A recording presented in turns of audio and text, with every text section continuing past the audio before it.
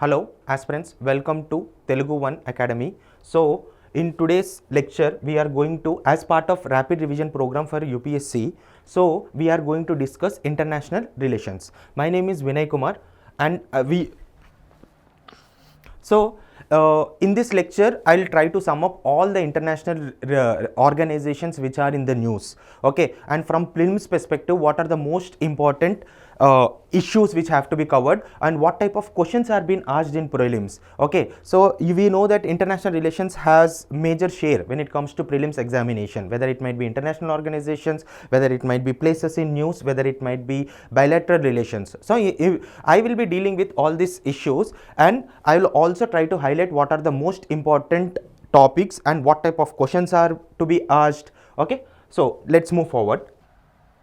So recently we know that Palestine very unfortunately is making into the news for a long time. So recently International Court of Justice, okay, this is one of the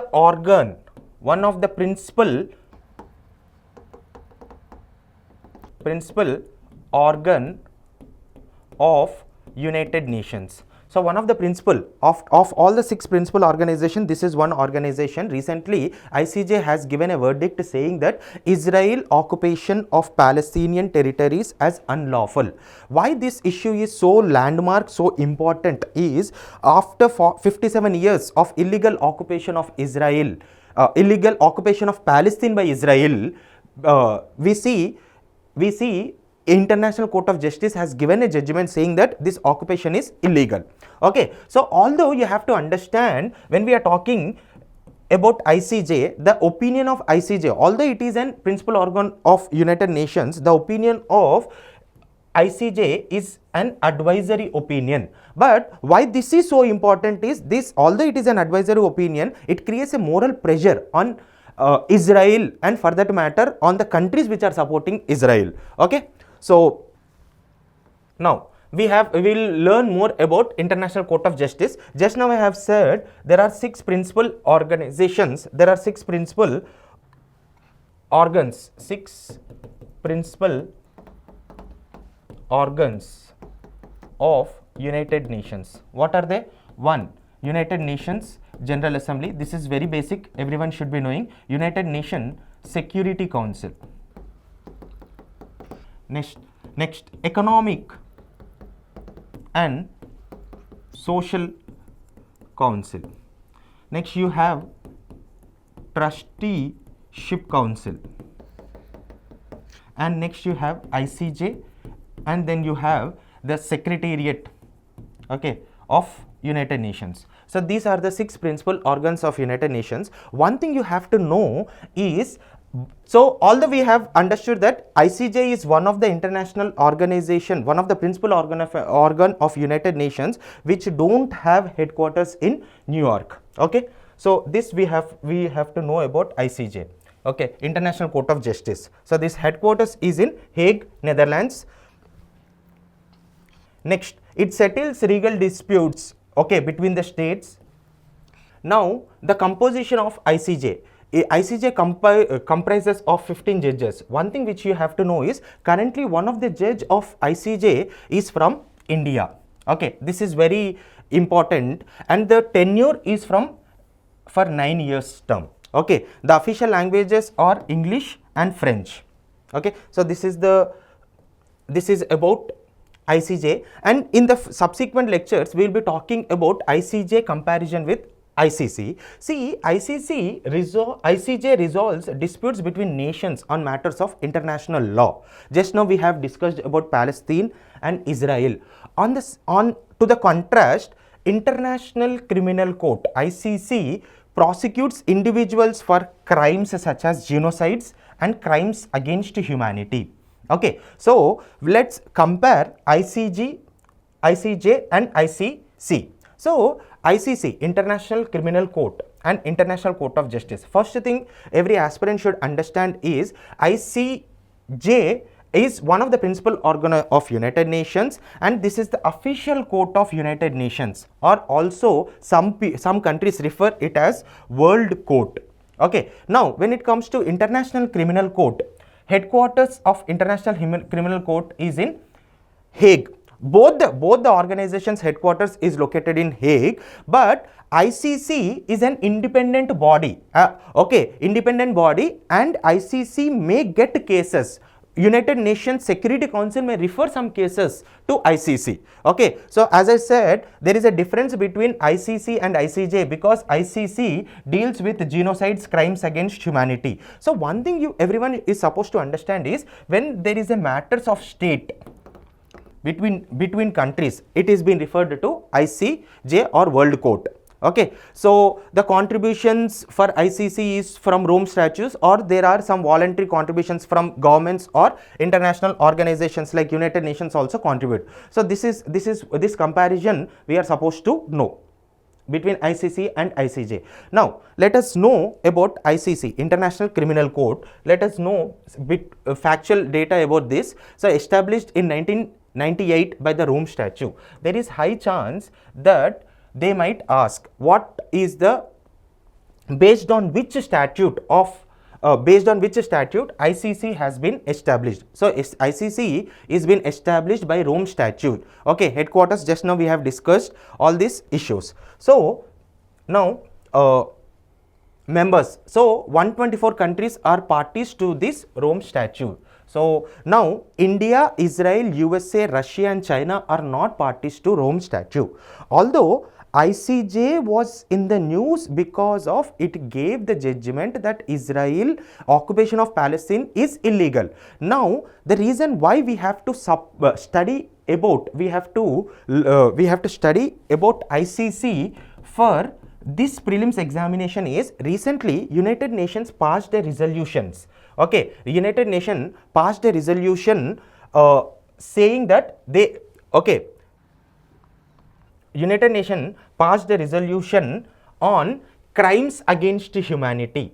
Okay, so we are supposed to know about this resolution. This resolution is in the news. So the resolution, why this resolution is in the news is because, as I said just now, I have discussed that there are many important countries like India, okay, are not part of ICC. The reason why India is not part of ICC is because ICC is, according to many countries' opinion, ICC is ineffective, is not able to deal effectively with crimes against humanity. So that made United Nations pass a resolution addressing the gaps in ICC. Okay, so what are the gaps in ICC? Okay, so first let us discuss about CAH, okay, Crimes Against Humanity Resolution, or what does this crimes against humanity mean, or from when this genesis of this crimes against humanity. So these crimes against humanity were first codified in London Charter in 1949, okay, and that was established, okay, and they have established a tribunal to discuss about this crimes against humanity. They have codified it in London Charter, and a tribunal was established to deal with the crimes atrocities happened during World War II. Now we are discussing what was the reason why crimes against humanity, a resolution has been passed, okay, resolution is been made, a crimes against humanity treaty should be there. The reason is ICC's jurisdiction covers only member states, limiting actions in non-member state. If at all a party which is not a member of ICC is involved in human rights, okay, or humanitarian violence or genocide, so ICC is not having the jurisdiction to deal with this case. Okay, so let me give you an example. So recently Gambia has filed a case on Myanmar regarding the atrocities of Rohingyas. So as Myanmar was not a member to the ICC, so just ICC has, okay, as Myanmar was not a member to ICC, so Gambia has to file the case. Although Gambia filed the case on Myanmar on Rohingyas atrocities or humanitarian violence, so Gambia has to file a case in ICJ. So Gambia has to file a case on International Court of Justice, although the issue is about genocide. But as ICC, as Myanmar is not a part of ICC, and ICC doesn't deal with state responsibility of genocide. ICC doesn't decides the state jurisdiction. Okay, Myanmar as a state, is it involved in genocide of Rohingyas? Can we make Myanmar as accountable? That issue was not been that ICC don't have that jurisdiction. So as Myanmar is not a member, and second thing is, as Myanmar as a state is involved in genocide, because ICC only deals with individual responsibilities in genocide. It don't have the jurisdiction of state responsibility in genocide. So that is the reason why Gambia has to file a case in ICJ. So these all gaps made world countries come to one platform and make a resolution on Crimes Against Humanity Treaty. I hope you have understood this treaty. So that is the reason why ICC is important, ICJ is in the news. Okay, so reason and we have expanded the scope. So in ICC there was limited scope. In Crimes Against Humanity Treaty, we have expanded the scope, and we have seen starvation of civil population was also made as a crime. Gender apartheid and forced pregnancy was also included. This Crimes Against Humanity resolution by United Nations is most important for this prelims. Okay, so use of nuclear weapons and terrorism is also been included. Exploitation of natural resources and crimes against indigenous population. These are the expanded scope. Now when we are talking about starvation of civilian population, can't we see this is already happening in Gaza? Okay, at Gaza we see already Israel is blocking Gaza Strip from all sides and making sure that humanitarian aid is not being reaching to people of Palestine who are struck in Gaza Strip. Okay, so I try to explain you all this, what is that gap in accountability. So you have to understand, as we have discussed about this, you have to understand there are two conventions which are very much important. Okay, so genocide has been mentioned. Genocide has been mentioned in Genocide Convention in 1948, and war crimes has been mentioned in Geneva Convention. So tomorrow they might ask match the following question, or they might give two sets and ask that, so Geneva Convention is dealing with what and Genocide Convention is dealing with what. So these are very much important from examination point of view. Okay, let's move. And for that matter, Indian Supreme Court has also highlighted, this is also very much important. This is how we have to link our issue with different dimensions also. So Delhi High Court has said that we have Indian judicial provisions are having, or Indian legal provisions are missing this humanitarian violence dimension. Okay, so this has been highlighted in this Delhi High Court judgment. So, and recent amendments also we have done. Okay, we have codified this Bharatiya Nyaya Shastra. So in that also we see we failed to incorporate crimes against humanity and genocide. Okay, so these are all the issues with respect to crimes against humanity. So this is how you have to compare between ICJ, ICC and CAH. You have to understand why we are moving, why there was a resolution which is passed by United Nations for crimes against humanity. Okay, chalo, moving forward.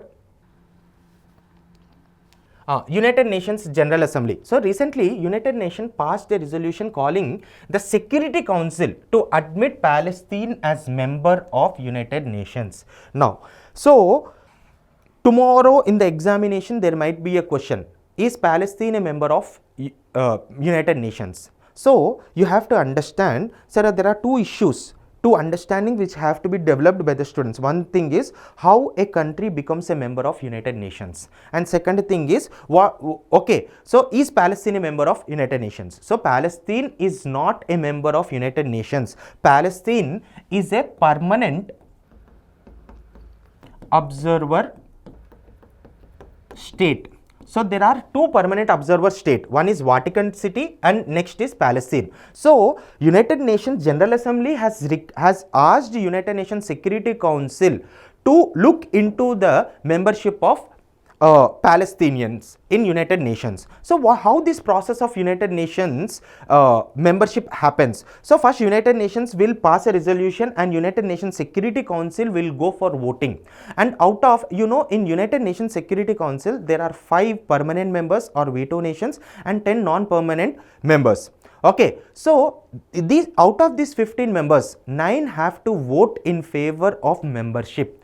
In this 9, 5 veto nations have definitely should vote. Okay, so if United Nations Security passes that resolution with 9 out of 15 majority, then United Nations General Assembly will pass a resolution, okay, by 2/3 majority. After United Nations General Assembly passing the resolution with 2/3 majority, any state can get membership. So this is the procedure which is followed in membership for United Nations. So one thing actually UPSC is involving in a checking the awareness of the students, examination awareness, or how depth they are understanding the issues. So this type of questions are being asked in UPSC. This resolution, United Nations General Assembly passed a resolution in favor of Palestinian membership by requesting United Nations Security Council to look into the issue and vote on it. So does Palestine got the membership? No, Palestine does not grant the full membership, but United Nations General Assembly recognized it as qualified to join United Nations. So United Nations has recognized Palestine as a member, recognized as a qualified to become member of United Nations.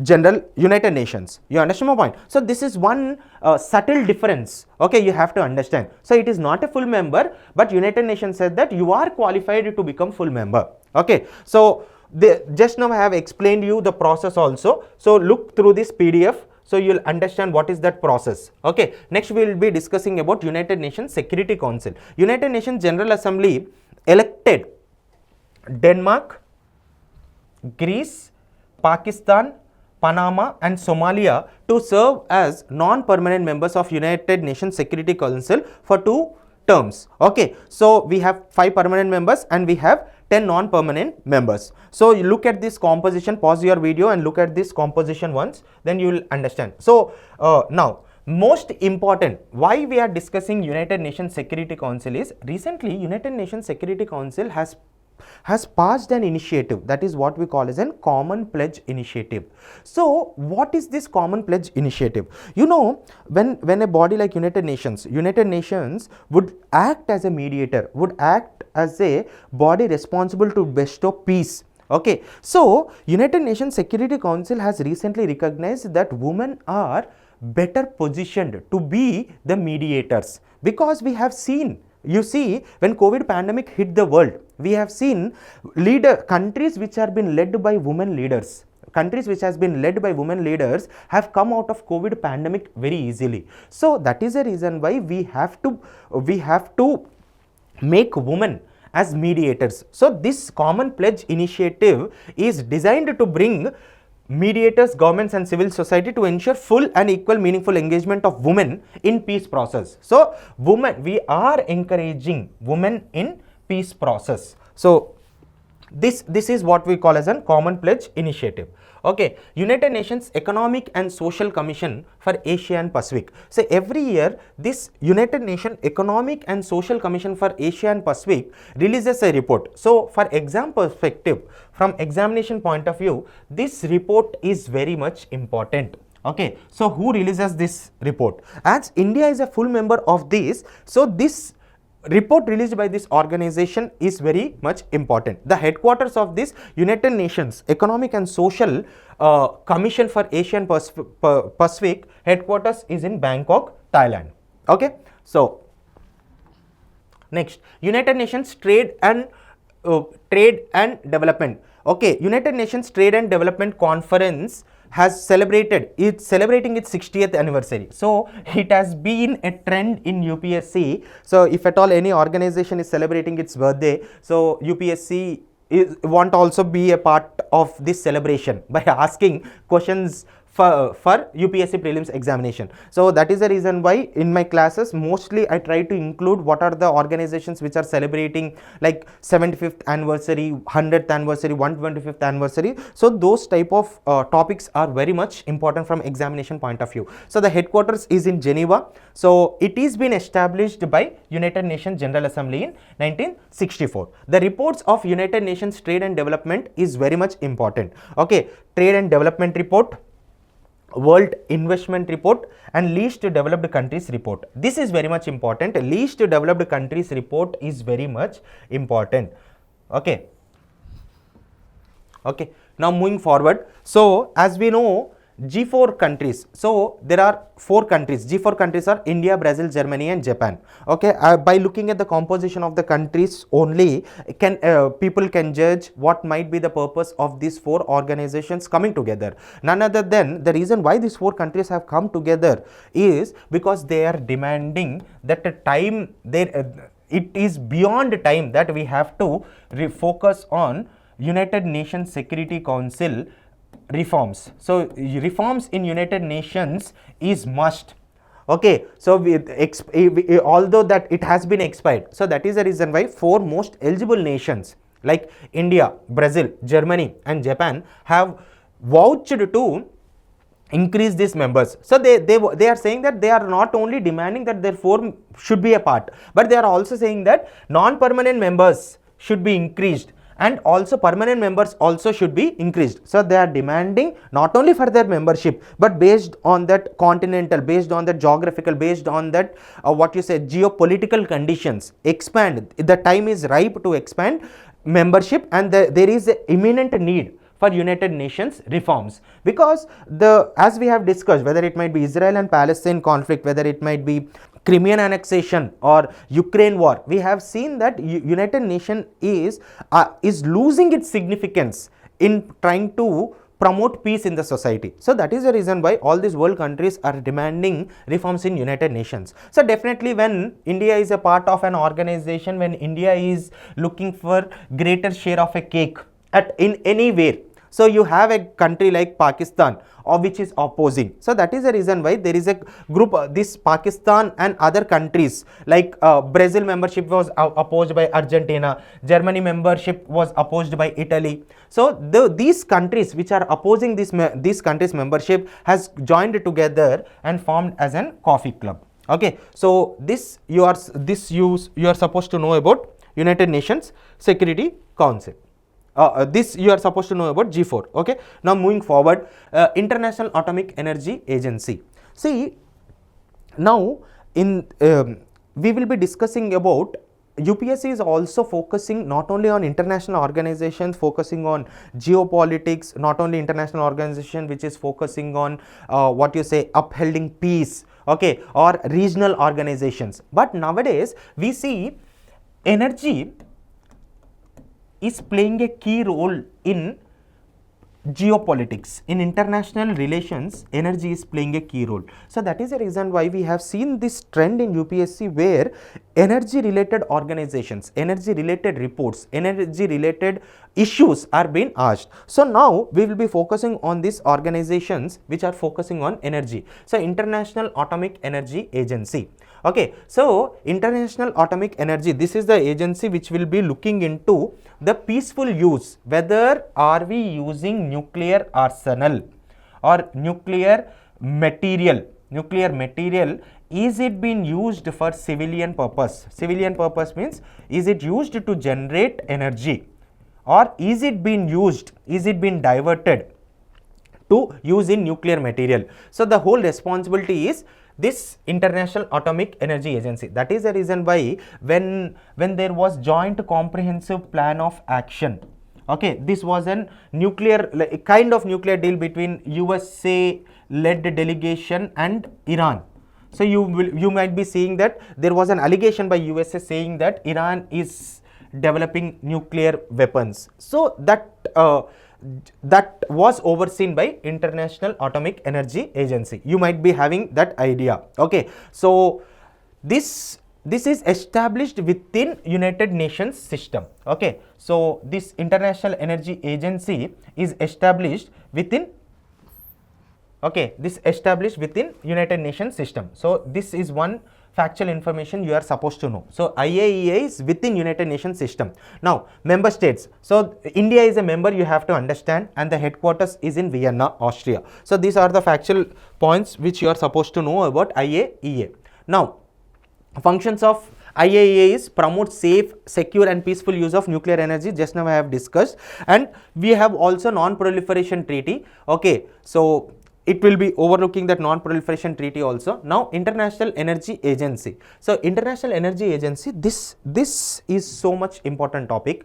Aspirants, let me tell you the reason why it is very much important, why there is a scope of asking a question from IAEA is because recently when Honorable Prime Minister visited USA, so USA promised, Trump promised India the membership of International Energy Agency. Okay, so now why India is negotiating on membership of International Energy Agency. So briefly, first you have to understand that International Energy Agency is one of the organization which is majorly focusing the research. It is majorly an organization which is focusing on clean energy. So clean energy technologies are being promoted, MOUs are being signed on promoting clean energy. So that is the reason why, as India is also on its path of reducing carbon emissions, as India is also on the path of focusing on promoting clean technologies and clean energies or renewable energies. That is the reason why India associating with International Energy Agency is very much eminent, is needed. But you are supposed to understand that basically International Energy Agency is been an organization. It is an intergovernmental organization. Okay, it is an intergovernmental organization within the OECD framework, means OECD countries have come together. Initially they wanted to focus on oil trade, gradually they also shifted, they wanted to focus on clean technologies when it comes to oil exploration. Okay, so this is within OECD framework. OECD countries are a part of this International Energy Agency. Although aspirants have to understand that USA is not a OECD member, but it is a part of International Energy Agency. So you have to understand the significance of USA. So that is the reason why USA has said that USA promised India that India will become a member of International Energy Agency. Although let me tell you, India is yet to become the member, but UPSC is following this trend where agreements has been signed, but it has not yet been finalized. Such a type of questions has also been asked. So for that matter, let me tell you, as we are discussing about USA also, everyone knows about THAAD missile. Okay, so this is a defense missile. So this defense what negotiations was going on where that India will purchase these THAAD missiles from USA. So as this negotiation was in the news, UPSC asked a question. So that is the reason why you are supposed to know. Although it is not a member yet, but we see India is interested in membership of International Energy Agency. So it works with governments and industry to shape a secure and sustainable future for all. So clean energy, you can say International Energy Agency is one of the prominent organizations in promoting clean energy. That is the reason why we are focusing it. As I said, no, it was founded in 1974 to ensure security of oil supplies and expanded its ambit to clean energy. Okay, so this topic is very much important. I have also explained you briefly why it is also important. Okay. So next, International Energy Efficiency Hub. Recently there is an 16-member group of countries which is also focusing on exclusive 16 nation groups focusing on energy practices and innovative solutions to promote energy. So that is the reason why Cabinet has approved its intention and issued letter of intent to join this International Energy Efficiency Hub. Okay. So this is very much important. The reason why this is very much important is because UPSC has an obsession with this organization. So you see, mostly this Bureau of Energy Efficiency related questions is being asked. Okay, so Bureau of Energy Efficiency questions is being asked. Bureau of Energy Efficiency is a statutory agency. So this is made the nodal organization, okay, or the implementing agency for International Energy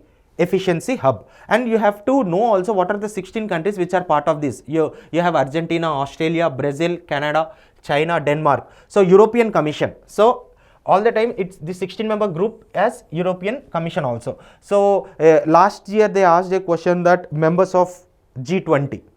Okay, so International Energy Efficiency Hub. So now, which is the implementing agency? This is very much important. UPSC has an obsession with this body, Bureau of Energy Efficiency. We have repeatedly seen questions being asked from Bureau of Energy Efficiency. So you have to understand that Bureau of Energy Efficiency is the implementing agency of this of International Energy Efficiency Hub. Now, this has 16 countries. You can understand there are big countries. So that is the reason why this India becoming a member is very much important. So this organization is also very much important.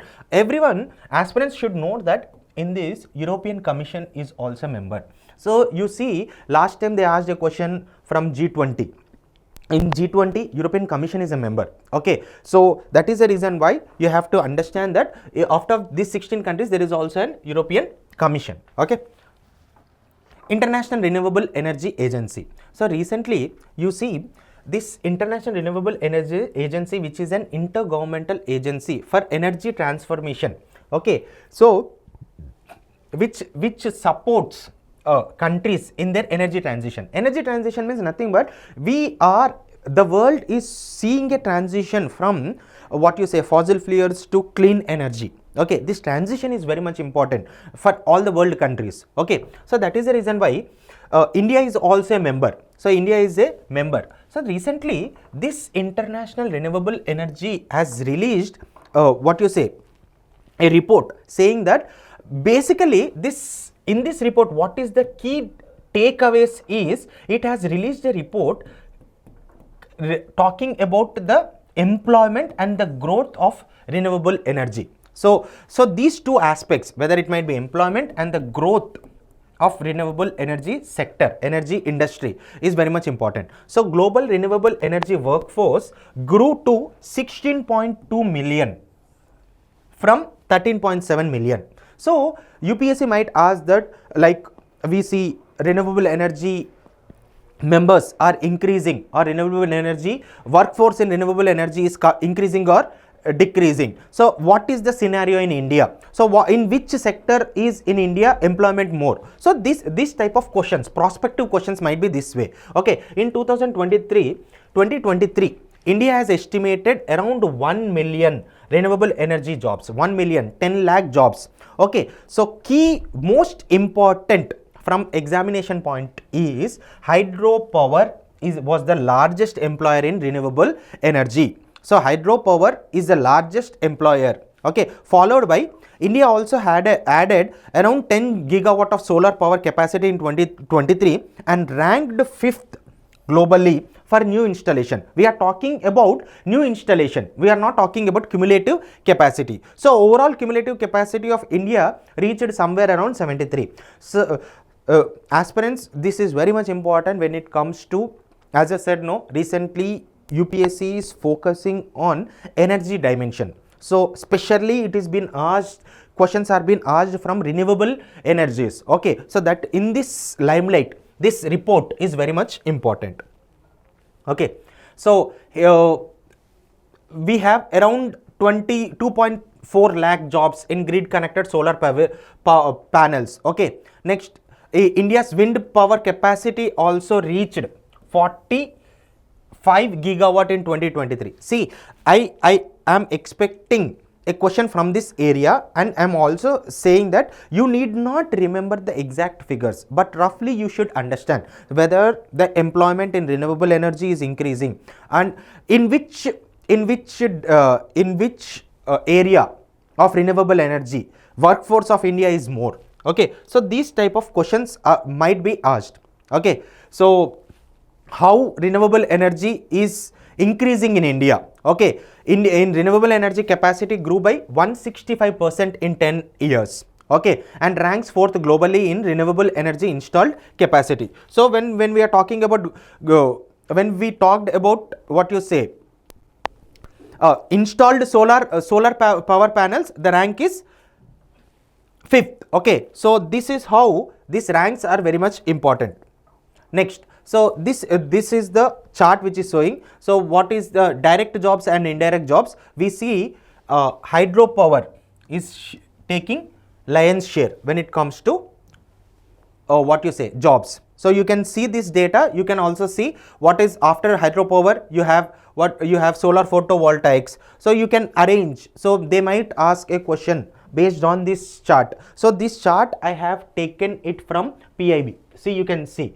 So as you see, repeatedly UPSC is asking questions directly from PIB website.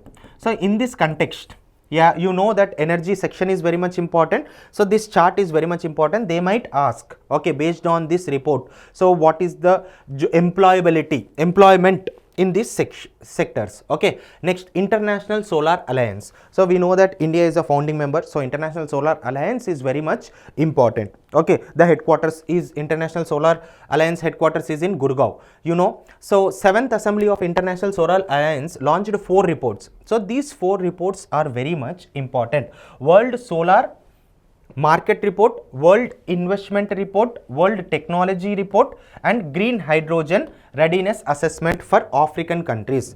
The reason you have to read this 4th report again and again, because what UPSC is tending to do is it will be trying to focus the area where a student can eliminate a question, eliminate options and get an answer for a question. So elimination techniques are being used. So and UPSC is also trying to reduce these elimination techniques. So that is in that context, you will see that when the name sounds that International Solar Alliance, although the name is International Solar Alliance and the report is Green Hydrogen Readiness Assessment for African countries. You understand my point? So this is where you can see such a type of questions will be asked and UPSC might set a trap. Okay, so Green Hydrogen Readiness Assessment Report for African countries is being released by International Solar Alliance. So now moving forward, World Solar Market Report says that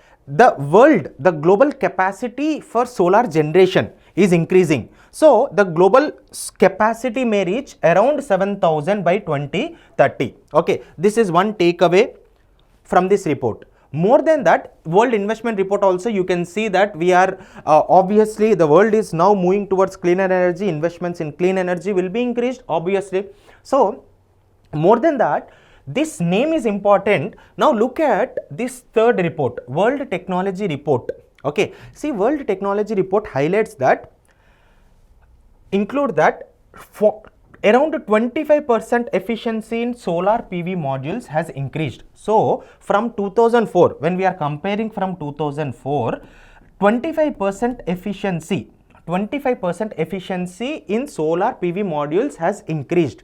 So this is very important data. More than that, you have to understand this second dimension. That is the reason why I have highlighted. So 88% reduction in silicon usage since 2004. Now you can guess why this section is very much important. UPSC has repeatedly asked about different materials or minerals. Okay, now from this data it is clear that in solar PV panels we are using silicon, but this data itself is saying that we are reducing, we want to reduce, and we have almost reduced 90% usage of silicon panels. So what might be the prospective question? So this topic which I am discussing, you cannot find it in any current affairs magazine also, because this I have taken from PIB, and so that is the reason why this is very much important. Now why are we reducing silicon usage in solar PV panels? The reason why we are reducing is because in solar PV panels you need these glasses. So first of all, why are we using silicon for manufacturing solar PV panels? Is because silicon is most abundant material. Okay, so one of the most abundant material, that is the reason why we were using silicon. But the point here is, the intention of solar PV panels is we want to move towards clean energy and reduce carbon intensity, reduce carbon footprint. But what we have seen is, to manufacture a glass which can be used in solar PV panels is taking so much of energy, and it is generating so much of waste water, and it is also it is emitting carbon. So that is a reason why we want to reduce dependency on silicon. So this is most important from this examination point of view. So why are we trying to reduce and replace silicon? Because of purification process, high energy, and we see carbon footprint of manufacturing is also increasing. Okay, so energy intensity is increasing and carbon footprint is also increasing. Okay, so that is a reason why. And solar this silicon based glass material which is used in solar PV panels are not flexible. Now for that matter, you know, when we want to use solar PV panels, we expect that solar PV panels might tilt according to the insolation, according to the sun's direction. So there you expect some flexibility. Okay, so and for that matter, nowadays we are talking about variables. Okay, which variables like watches. So you expect some flexibility, but solar panels which is being made of silicon are not flexible. Okay, so that is the reason why. So we are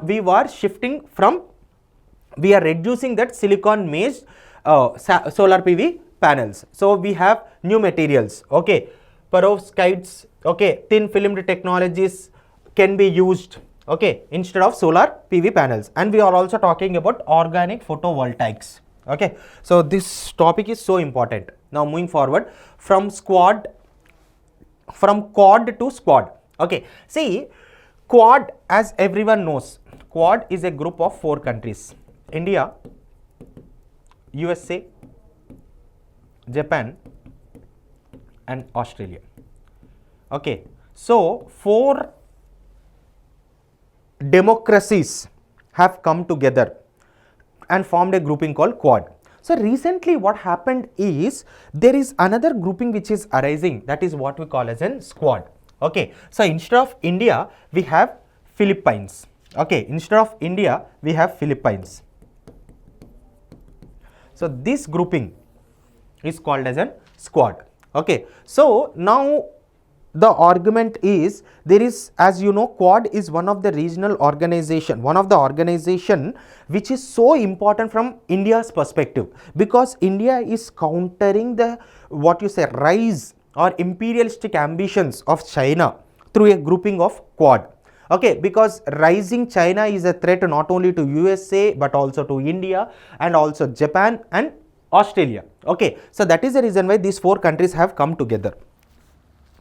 Now, so okay, now you have to before moving forward, Quad and Squad, see, Philippines have come together. Now the argument here is, how these two both, is Squad a threat to Quad? But the argument here is, India is a regional hegemon in Indian Ocean region. So all the countries in the world also know, especially USA, Japan also knows that. Okay, that is the reason why we have to understand that Squad would act as a complementing to Quad. And we have also seen that Philippines is also a victim of Chinese aggression. So that is the reason why these 2 organizations would go hand in hand and counter the rise of China. Okay, and there is no denying thing that India is a major player when it comes to India Pacific region, and India is an hegemon in Indian Ocean region. So that is the reason why. So there are arguments with respect to that Squad might take precedence. Okay, And one thing which we have to know is, I think this is the right time also, let me discuss another important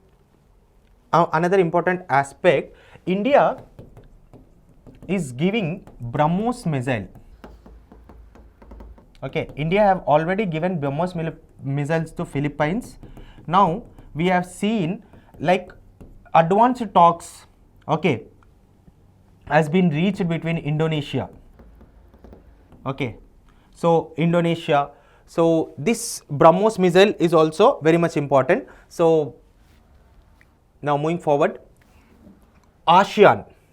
So why in news? The 21st ASEAN India Summit held on 10th October 2004 in, okay, so now when we are talking about Laos, okay, so when we are talking about 21st ASEAN Summit, so here ASEAN is a group of 10 Southeast Asian countries. Okay, ASEAN is a group of 10 Southeast Asian countries and which have come together.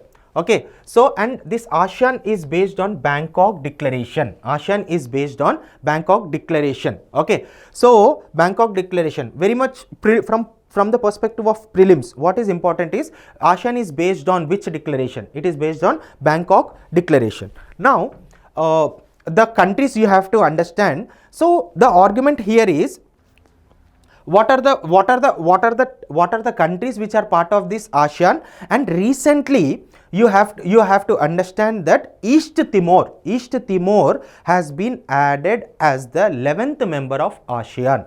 Now this country is so much important. East Timor was a colony of Portuguese till 1975. Then after this Timor went into the hands of Indonesia. So East Timor is the one country which gain its sovereignty, first country in 21st century to gain sovereignty, to establish sovereignty is East Timor. So that is the reason why East Timor or Timor Leste. Okay, so this is the 11th ASEAN member. So that is the reason why this is very much ASEAN is in the news. Okay, now as I said, no, this is Indonesian region, and in Indonesia we have West Timor and East Timor. So West Timor is still with Indonesia. Okay, this is East Timor. The capital is Delhi. Okay, so this is the reason why we are supposed to know about this ASEAN. Now recently in ASEAN Summit, okay, in ASEAN Summit, we see Narendra Modi has given 10-point formula. Okay, so why this 10-point formula is very much important? Why I am expecting a question from this 10-point formula is, we have seen 2025 as an ASEAN India Year of Tourism. Okay, we are promoting 2025 as an ASEAN India Year of Tourism, and also this is a decade. Okay, making a decade of Act-East policy. We know first we had Look-East policy, now we also had Act-East policy, and also we are organizing Asian Indian Women Scientist Conclave, and we are also, this is very much important from the culture specific also, we are trying to promote Nalanda University and we are trying to promote scholarship for the ASEAN students. So these are the highlights of 10-point formula, which is been given by Narendra Modi or Indian government. Okay, now we know India and ASEAN are having goods agreement. So issues are emerged between India and ASEAN with respect to services, but we have a goods agreement. Okay, and we are also trying to promote disaster resilience. The reason is most of the ASEAN countries are maritime countries, are having coastal borders. Okay, so and very important is India and ASEAN are establishing India-ASEAN cyber policy dialogue. This is also very much important. We are working on green hydrogen, and we are also looking like you see Narendra Modi government have started an initiative of life mission. So under this life mission we are Ek Ped Maa Ke Naam Pe initiative. So that is what is Plant a Tree for Mother campaign. So we are making ASEAN also part of it. We are also promoting this initiative with amongst ASEAN countries. Next, another important organizations is BIMSTEC. Okay, BIMSTEC, Bay of Bengal Initiative for Multi-sectoral and Technical and Economic Cooperation Summit. Okay, so recently this session, BIMSTEC session, has been held in Thailand. Okay, so it is a regional cooperation organization formed in 1997, and this is also based on Bangkok Declaration. BIMSTEC is also based on Bangkok Declaration. So now the intention of this BIMSTEC is, see, the reason why is, as as we see SAARC as a regional organization because of conflicts between India and Pakistan. Okay, because of that the significance of SAARC, effectiveness of SAARC was declining. That is the reason why we have promoted this organization to connect Southeast Asian nations which are bordering Bay of Bengal. The founding members are Bangladesh, India, Sri Lanka and Thailand. Okay, so later you see Myanmar, Nepal, okay, Bhutan also became part of it. Although you have to understand that Bhutan and Nepal are not what you say countries bordering Bay of Bengal, but the intention is India is providing free transit to these countries. That is the reason why these two countries, whether it might be Bangladesh, whether it might be Bhutan and Nepal, also joined. So BIMSTEC is a 7-member countries. Recently we see 6th BIMSTEC summit held at Thailand. Okay, now what are the key takeaways of this BIMSTEC agreement? So you know, our Prime Minister, wherever you go, either he will speak 10 or more than 20 arguments. So we have, earlier we have 10-point formula, now we have 21-point action plan. So as we know, these are our Bay of Bengal countries. You know, migration and disaster management is focused, and most important, most prospective question is Bodhi program. As the name sounds, when you are talking about Bodhi program, and we are also talking about Bay of Bengal countries. So there is a high chance that people might be thinking that this is about Buddhism, but this is not about Buddhism. It is about human resource infrastructure. Okay, human resource development. So Bodhi program is nothing but upskilling human resources, and also we are focusing on strengthening people to people linkages. How can you strengthen? By cultural exchanges, by youth exchanges, you allowing these countries students to study in Indian universities. And for that matter, we are also having BIMSTEC games is been conducted in 2027. Already before 2027 also we are also conducting BIMSTEC athletic meet. Okay, next we are also conducting BIMSTEC traditional music festival. Okay, so this is very much important. Aspirants should know that nowadays India is promoting UPI interface all over the world, whether it might be with Qatar, whether it might be UAE, you know. So India is strengthening digital infrastructure, digital public infrastructure in India. Not only that, we are also promoting unified payment interfaces of India with all over countries, different countries. So we are also, we are promoting, we are trying to establish that connectivity through UPI and with BIMSTEC countries. So, and most important is BIMSTEC Bangkok Vision 2030. Okay, so these BIMSTEC countries at 6th summit, they have decided that we will have a vision for 2030. So Bangkok vision is also very much important. So when we are talking about BIMSTEC, Bangkok Declaration and Bangkok Vision 2020, which is a long-term plan for these countries which have chalked out long-term plan. Okay, now moving forward, Raisina dialogue. So Raisina dialogue is a geopolitical and geo-economical meet. Okay, so this Raisina dialogue could be called as a part of intelligent diplomacy of India, because India is trying to expand its sphere of influence.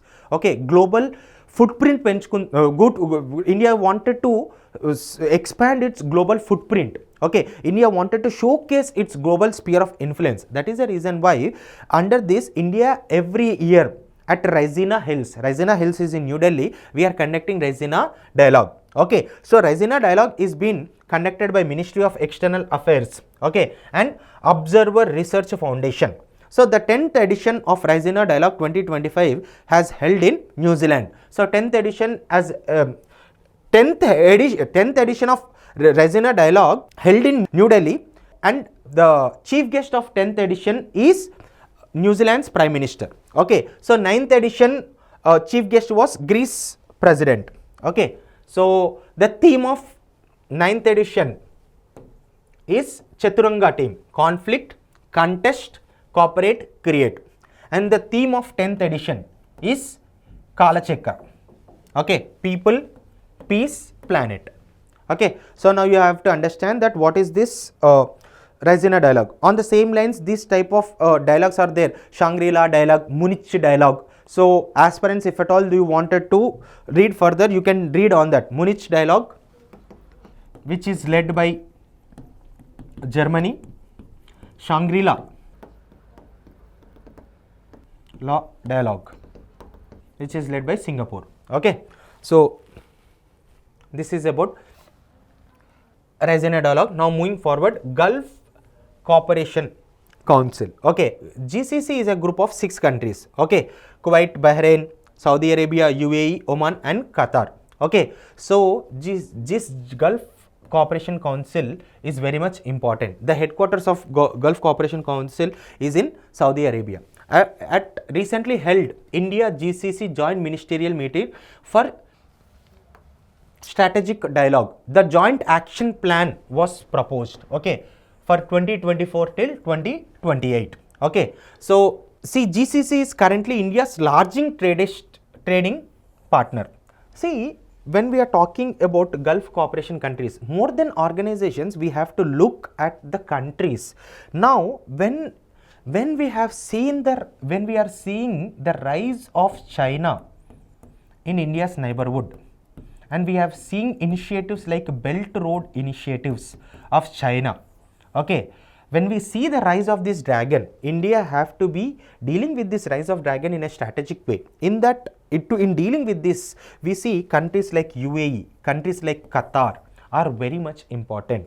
So that is the reason why these countries are very much important. If these countries are important, so we have to understand these countries which are part of GCC are also very much important. Now, and for that matter, you see 2/3 of non-resident Indians resides in GCC countries. Okay, 2/3 of non-resident Indians. Recently, we have also focused on, like, there was also negotiations going on in Asian countries about the migrants who are going from Asian countries or from major Asian countries and working in different parts also, that we call as an Colombo process. Okay, so now when we are talking that 2/3 of non-resident Indians are living in GCC, you can understand the significance of GCC. So from exam perspective, Joint Action Plan 2024 was adopted. Okay, so this is between which countries? So India and GCC. Okay, so India, majority of the remittances for India also comes from that, and we can say that we cannot deny that energy cooperation is very much important. So they contribute to 35% of India's oil imports and 70% of India's gas imports. So the reason why GCC was very much important is as Qatar was establishing close relations with Iran. Okay, so these GCC countries, this brief idea you should be having. So these GCC countries try to isolate Qatar. During that point of time, India was the nation which provided food aid to Qatar. So that is the reason why this GCC as an organization is very much important. So please understand that Iran is not a part of GCC. What are the 6 countries? Take a note of that. Now, as I said, Qatar, UAE, okay, Gulf of Persian Gulf, all these are strategically or geographically very much important from India's perspective. Now, moving forward, we'll be now next in this next subsequent lecture, we'll be talking about International North-South Transport Corridor. Okay, International North-South Transport Corridor. As you can understand that International North-South Transport Corridor is moving from, we are, okay, so from India, we are connecting with St. Petersburg. Okay, the reason why we have planning International North to South Transport Corridor. So look at this transport. The red dot is the designed International North to South Transport Corridor. From, you can see from Iran, we are connecting Azerbaijan, okay, Astrakhan, Moscow and St. Petersburg port. Okay, so this is the design. But when you look at, this is the International North-South Transport Corridor. But when look at this blue color chart, this is the route of Suez route, and you can understand this Suez route is very long, first thing, and Suez Canal is one of the major choke point, as we have seen when one ship got struck at Suez Canal. So this disturbed the global trade a lot. So India and all these countries involved want to overcome this choke point crisis. That is a reason why we have designed this International North-South Transport Corridor.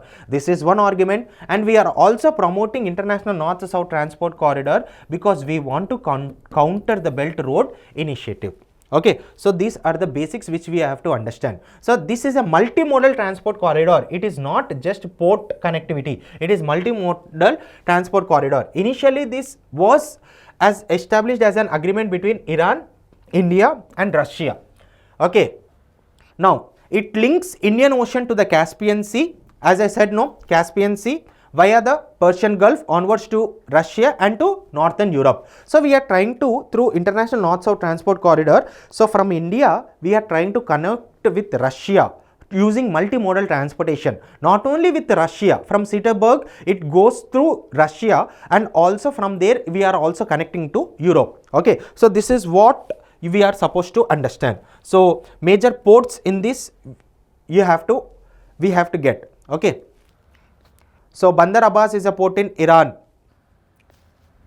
Okay, so these are the different objectives. Okay, so the agreement has been, then we have expanded this in International North-South Transport Corridor.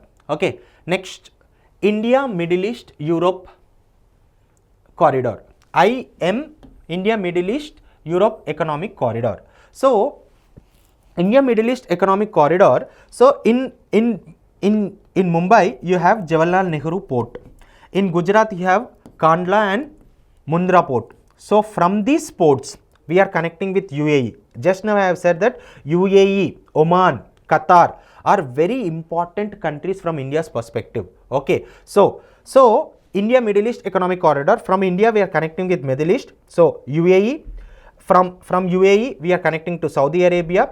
From there in Saudi Arabia we are focusing on three ports. Okay, Harad, okay, so Harad, Riyadh and Al Haditha. From that we are connecting with a port in Israel. Okay, Haifa port. From there we are connecting with a port in Greece. Okay, so this is the proposed, this is the trade route. Okay, India, Middle East, Europe Economic Corridor. So you have to understand this is the port and all the ports which are mentioned. Okay, Jebel Ali. Okay, these ports are very much important. Now about India, Middle East, Europe Economic Corridor. India, Middle East Economic was formalized through an MOU between the leaders of India, European Union, France, Germany, Italy, Saudi Arabia, UAE. Okay, so these two countries are very much important apart from European countries. Okay, so why IMEC is so much important is this was formalized in G20 summit which was held in India. Okay, in New Delhi, Bharat Mandapam, we see in Bharat Mandap, so we see G20 summit was held in 2030. Okay, so from then onwards we have moving forward. The reason now why this IMEC is so important from examination perspective is, recently you have to understand that there is a one port of Haifa in Israel. So this is very much important port for IMEC corridor. But what we have seen is Israel-Palestine conflict. Okay, Israel-Palestine conflict has brought some hurdles to the progress of India Middle East economic corridor. So both Indian International North-South Transport Corridor, India Middle East Europe economic corridor, both are important from India's perspective. Okay, the project consists of two separate corridors. One is connecting Persian Gulf to India, and other is Gulf to Europe. As I said, no, from Greece you can connect to all the European countries. Okay, and this is an counter. We want to act as a counter to Belt Road Initiative. The reason why many countries are becoming a part of India Middle East economic corridor is because of debt trap diplomacy, which is being promoted by China through this Belt Road Initiative. We want to bring these countries out of this debt trap initiative. Okay, so we see different, you can go through this PDF. So trade process development, India is also focusing on developing Bharat marts at the port areas, okay, and promote our Indian products. So trade development, inclusive approach. Okay, IMEC is open to expanding its regional connectivity benefits to countries such as Qatar, Oman, Egypt, Turkey and Iraq. Okay, we want all these countries to be a part of it. Okay, so diversifying connectivity, we are enhancing prosperity. So these are the global significance. So you can briefly you can go. My explanation so far will help you to understand those things. Next, OPEC countries. Okay, OPEC countries and OPEC plus countries are very much important. So when we are talking about OPEC, who are the founding members of OPEC? Okay, who are the major members in OPEC plus countries? Okay, so OPEC plus countries is led by Russia. So now OPEC was founded in 1960 in Baghdad by Iran. So Kuwait, Iran, Venezuela, Iraq and Saudi Arabia. You can remember this code, KIWIS. KIWIS, this mnemonic. So these countries are the founding members of OPEC. Okay, so what is the role of OPEC? Petroleum policies and securing fair, stable prices. We know oil is susceptible to price fluctuation. To overcome this price fluctuation, these countries have come together to stabilize oil prices. Okay, OPEC is a permanent intergovernmental organization of 12 oil exporting countries. The headquarters of OPEC is in Vienna, Austria.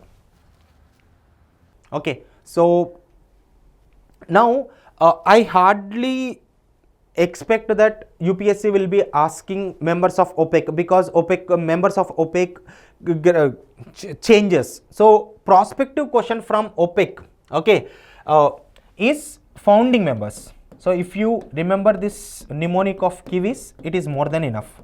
Okay, next. Okay, so how OPEC regulates crude oil prices? As we all know that in India, nearly 70% of the oil purchases are already agreements is been done in advance, because we want to overcome this price fluctuation. Spot purchasing of oil, roughly around 30% we will do this spot purchasing. So this is how you will know. In prelims it is not important, from mains it might be important. Okay, but from prelims perspective you can understand this. What is this West Texas intermediary? So West Texas intermediary is an what you say, it is a benchmark which is used majorly in North America, but OPEC countries used this Brent crude, okay, as a benchmark. OPEC plus apart from 12 OPEC countries, 10 non-member nations have joined this. Okay, so you can understand that who are the non-OPEC members: Azerbaijan, Bahrain, Brunei, Kazakhstan, Malaysia, Mexico, Oman, Russia, South Sudan and Sudan. Okay, so this is the story with respect to OPEC. You can see in this map. So by looking at this map you can try to remember, but I say that member wise there is less chance of being asked. asked, if at all it is been asked, they will be asked majorly with respect to founding members, or for that matter, at least you need to know that like Russia and Saudi Arabia, okay, like these major countries you should remember. Arab League. So all major Arab countries have come together and formed this Arab League. So like Arab League established in Cairo, Egypt on March 2022, March 22, 1945. So when we are talking about Arab League, this is very much important. It is one of the oldest organization. Why we are discussing about Arab League, why it was in the news also, I will try to explain in a few minutes. So founding members, who are the founding members? Egypt, Syria, Lebanon, Iraq, Jordan, Saudi Arabia and Yemen. Okay, so Yemen is very much important because of its geostrategic location. So we have to understand that, you have to please, I request aspirants to know about Yemen. Yemen geographical locations. You have to understand the straits surrounding Gulf of Persia. Okay, in places in news we will be discussing about it. Okay, the headquarters of this, okay, is in Egypt. Just now I have discussed. So cooperation and unity among member states, coordinate policies for shared benefit. So currently there are 22 members. The reason why we are discussing about Arab League is Palestine has been recognized as an independent member in Arab League. As we know that Israel-Palestine conflict is in the news. Okay, as we know that Israel-Palestine conflict is in the news. So Palestine has been recognized as an independent member by the League. So you have to understand this argument. So observer state. In Arab League, India has been granted observer state. So if India is a key member, if any country get observer members, that argument is not that important from examination perspective. But from examination perspective, this is very much important. In which organizations India is an observer state. More than that, it is very important because Palestine is recognized as an independent by the Arab League. Now, this is current issue. Arab League adopted a declaration urging deployment of United Nations peacekeeping force in Palestine territories. So until the implementation of two-state solution to the Israel-Palestine conflict. Two-state solution is like in 1947, UN partition plan. UN partition plan has to be implemented. That partition was based on this two-state solution. You understood? So to the Israel-Palestine conflict. Two-state solution is also in the news because we see recently Pakistan army chief is talking about two-nation theory. Okay. Anyways, so Arab League adopted the declaration urging the deployment of UN peacekeeping forces in Palestinian territory. So that is the reason why. And this is very much important. They have passed the declaration. This declaration is very much important. So this declaration tomorrow, in prelims they might be asked that is Palestine a member of Arab League and which organization has passed this Manama declaration. Okay, and with Manama declaration, what is the significance of this Manama declaration? Next, OIC countries. See, OIC is one of the Arab League is oldest, but when it comes to OIC, one of the largest organization. So countries from 4 continents are part of OIC. Okay, because why is in the news is Pakistan, which will begin its term as elected non-permanent member of UNSC. You know that 10 members will be non-permanent members. So because of that entry, 5 out of 10 non-permanent members in United Nations Security Council will be from OIC, Organization of Islamic Cooperation, and this OIC works for the interest of Muslim world. Okay, so it was established in 1969. Why this has been? OIC was established after Al-Aqsa Mosque was set on fire. Okay, so in 1969, what happened was, when we are talking about Jerusalem, in Jerusalem there will be West Jerusalem and East Jerusalem. Okay, so West Jerusalem was dominated by Jews and East Jerusalem was dominated by Palestinians or Arabs. So what happened is, in 1969, Jews occupied entire Jerusalem, going against the 1947 partition plan. Okay, so entire Jerusalem was occupied illegally by Jews. So this made a Jewish extremist set fire of Al-Aqsa Mosque, and Al-Aqsa was one of the famous worship place for Islam followers. Okay, after Makkah and Medina, this is the famous worship place. Okay, so because of that, against condemning that, we see to further interest of Muslims, we see OIC was formed.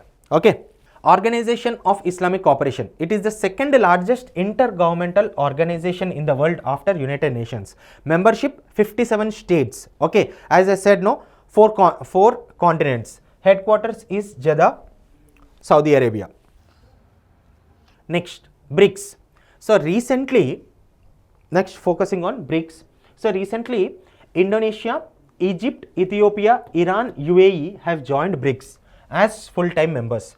Sir, aspirants, be please clear with this factual data that Saudi Arabia is not yet a full member of BRICS. Many material which has been circulating in the market, they are not updating it correctly. They are thinking that Saudi Arabia is a part of BRICS. The reason why many people are doing mistake is BRICS nations have requested Saudi Arabia to be a part of it, but Saudi Arabia is yet to take a decision on it. Okay, so this is very much important. BRICS is very much important from examination point of view, and many material which has been circulating in the market are also not having clear idea about this issue. So Saudi Arabia is not yet a full member of BRICS. So what are the countries which are full members of BRICS is Indonesia, Egypt, Ethiopia, Iran and UAE have joined BRICS as full-time members.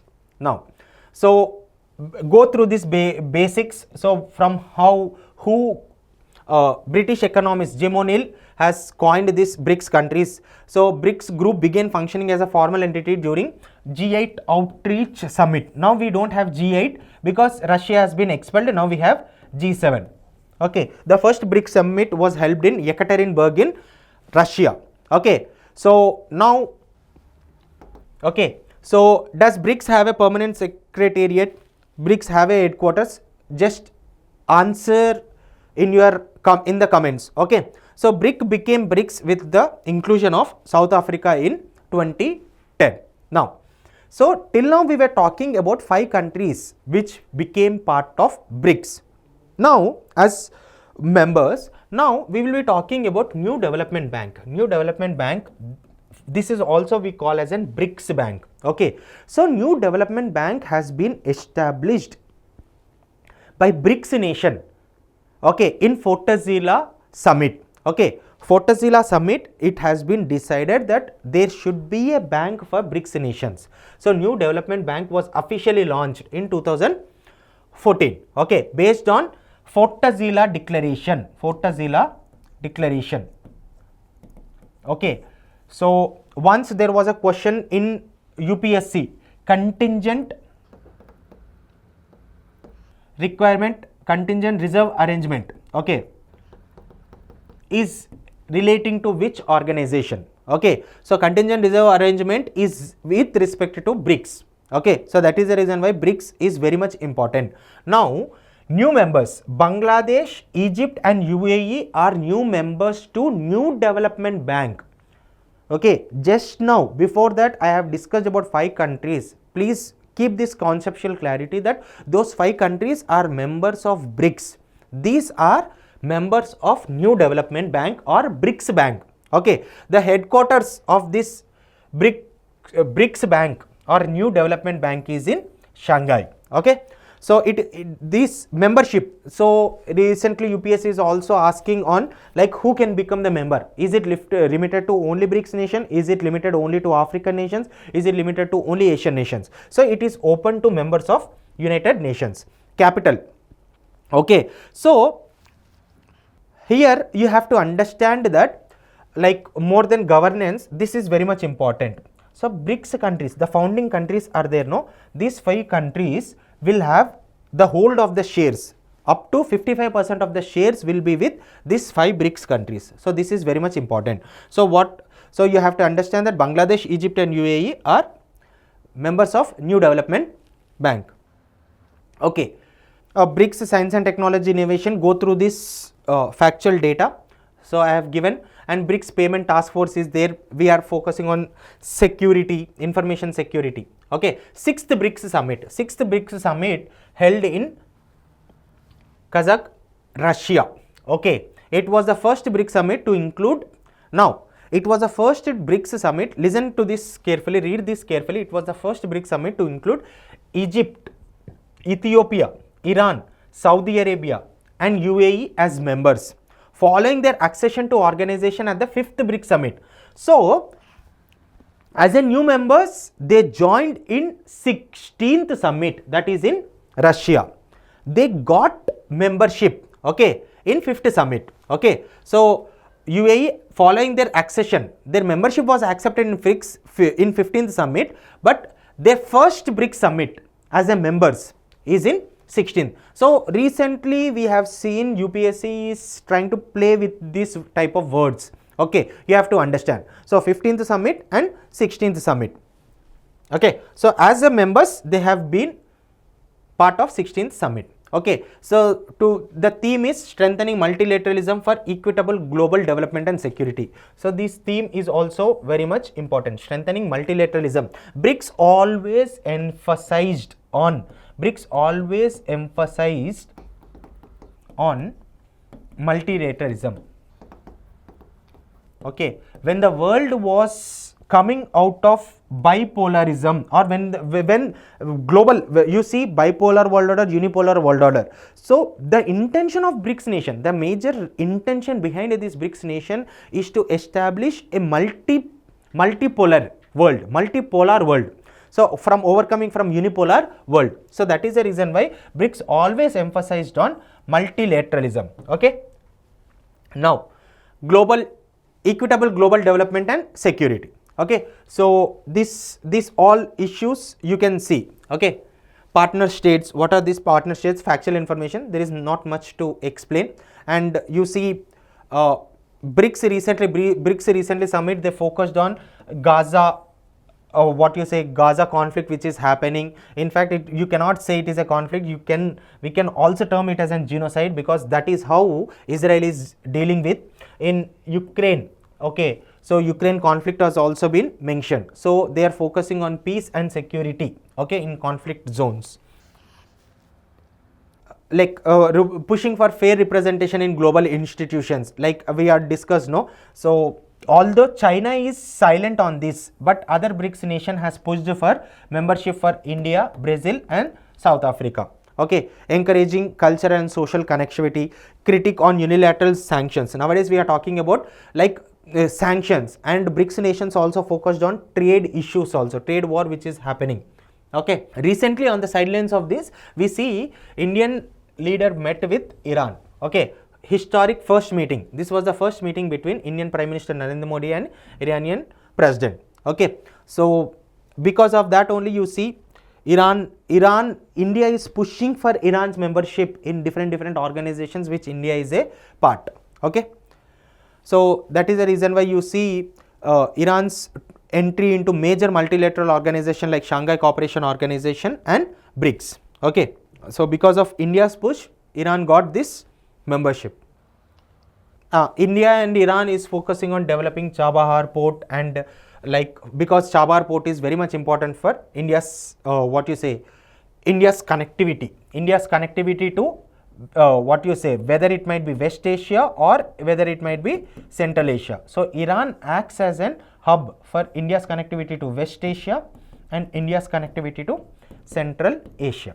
Okay, so Chabahar port is very much important. So, and we have discussed international north to south transport corridor also. So Iran plays a key role. Now we will be discussing about Shanghai Cooperation Organization. So Shanghai Cooperation Organization, India is one of the key member. So not only India is not only the key member, but also Pakistan is also key member. And recently, because of efforts of India, other important countries which are very close with India have joined this Shanghai Cooperation Organization.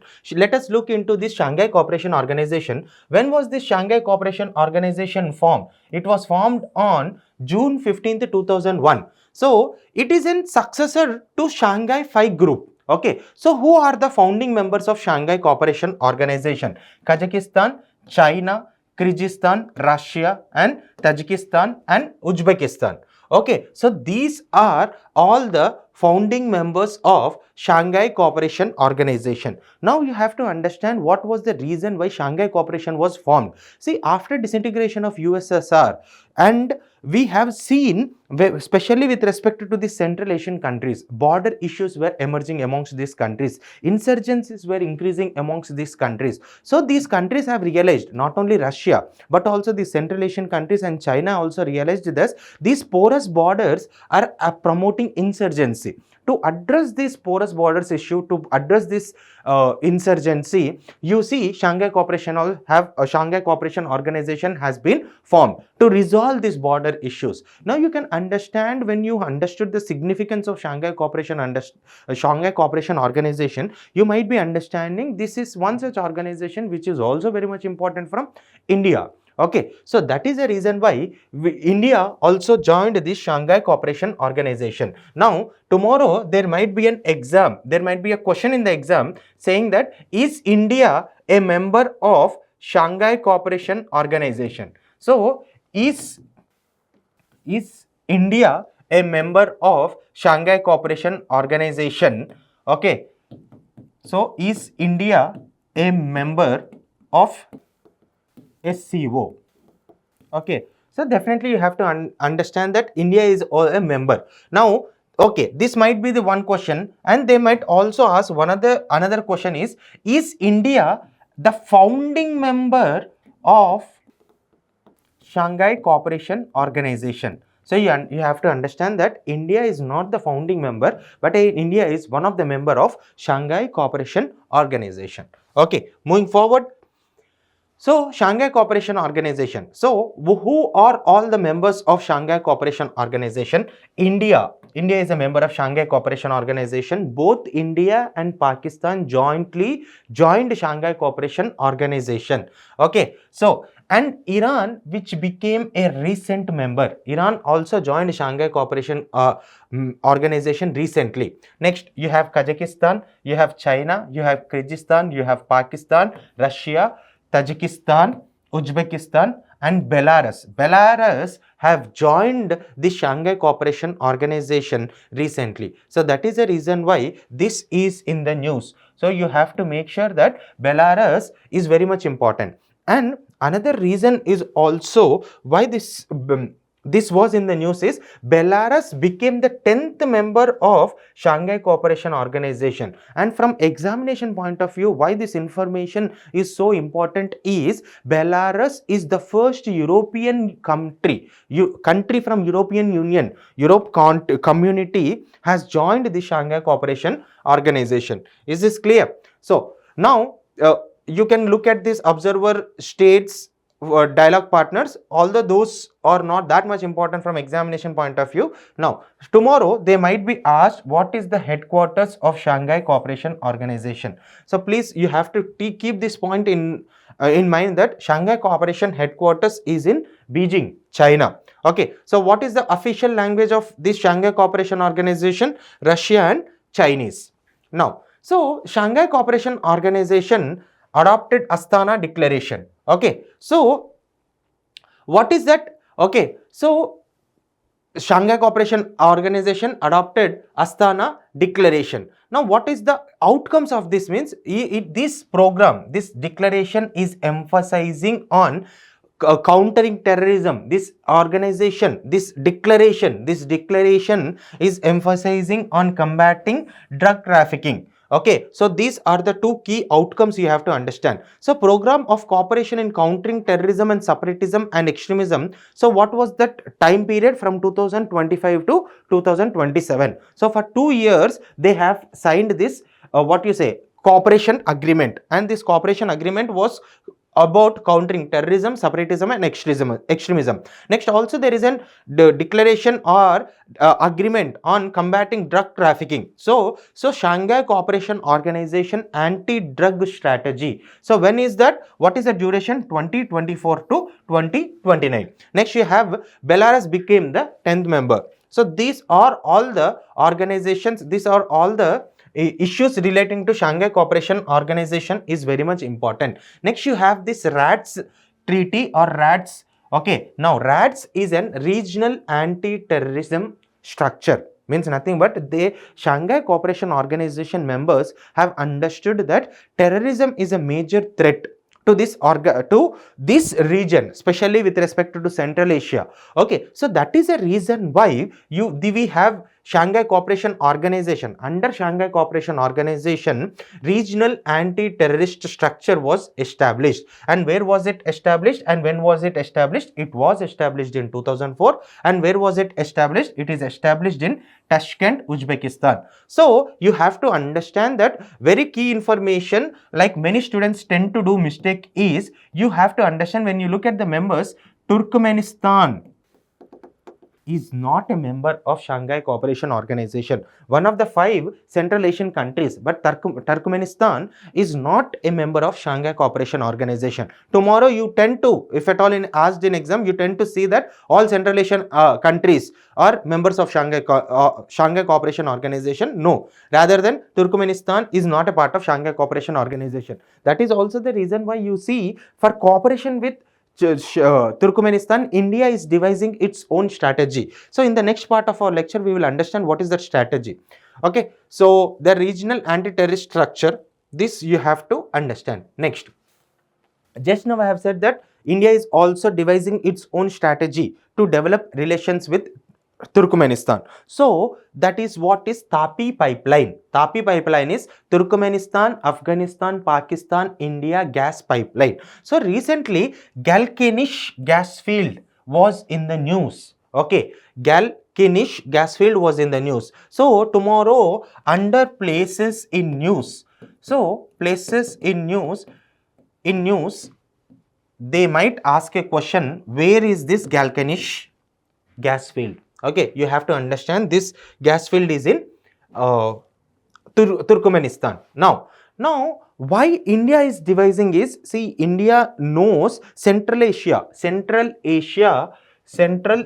countries are rich in energy resources, and India is an country which imports energy, which India is a net importer of energy. So Central Asia is one of the key source for energy. That is the reason why, whether it might be oil, whether it might be gas, India is dependent on gas. So that is the reason why we have seen that India has devised this Turkmenistan, Afghanistan, Pakistan and India cooperation. And being members of Shanghai Cooperation Organization, both India and Pakistan provided some, some diplomatic talks and to move forward with this pipeline. But as now you have seen the hurdles between India and Pakistan relation, so we can understand that this project will definitely get impacted. So there might be a chance that as India and Pakistan clashes are intensifying day by day. Okay, so in this context, you have to understand that what are all the organizations where India and Pakistan are jointly collaborating might also be a core area for asking question. Okay, so now, so Tapi pipeline. So this, when was it, what is the origin and what is the objective of it? So it was proposed in 1990s to transport natural gas from Galkanish gas field in southeastern Turkmenistan to Afghanistan, Pakistan and India. So this was there. And about, now you have to understand that we have discussed about Tapi and you briefly try to understand. See, they questions are being asked like, where is this gas field? Okay, so where is this gas field? What is the country of location? That's it. No need to go into details. Anyways, briefly you have to understand that it was discovered in 2006 and located 75 kilometers southeast of Mari of Turkmenistan. Ranked among the top 5 largest gas fields globally. Why India is very much keen in establishing this Tapi pipeline is because Turkmenistan has good gas resources. Okay.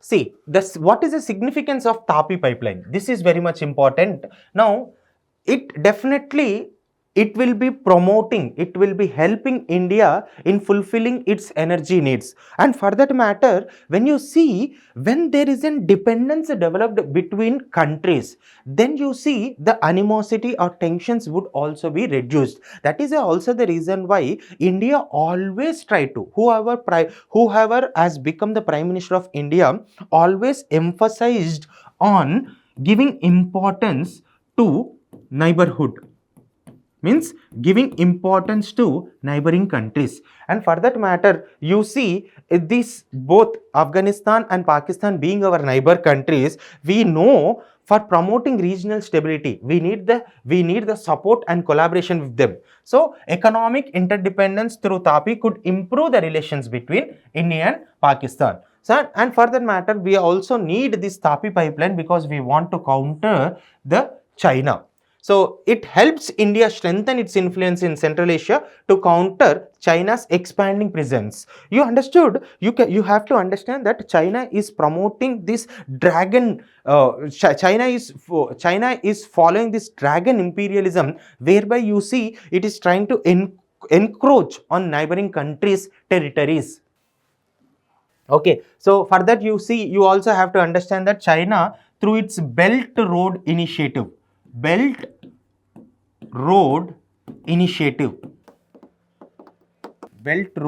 Initiative, it is also focusing on debt trap diplomacy, whereby it is providing loans to those countries and making that country unable to repay those loans, and thereby capturing those territories, capturing those countries. This is also Belt Road diplomacy or Belt Road Initiative through this debt diplomacy. Debt diplomacy is you are providing loans and you are not able to, if countries are not able to fulfill their payments, now they are taking back those countries.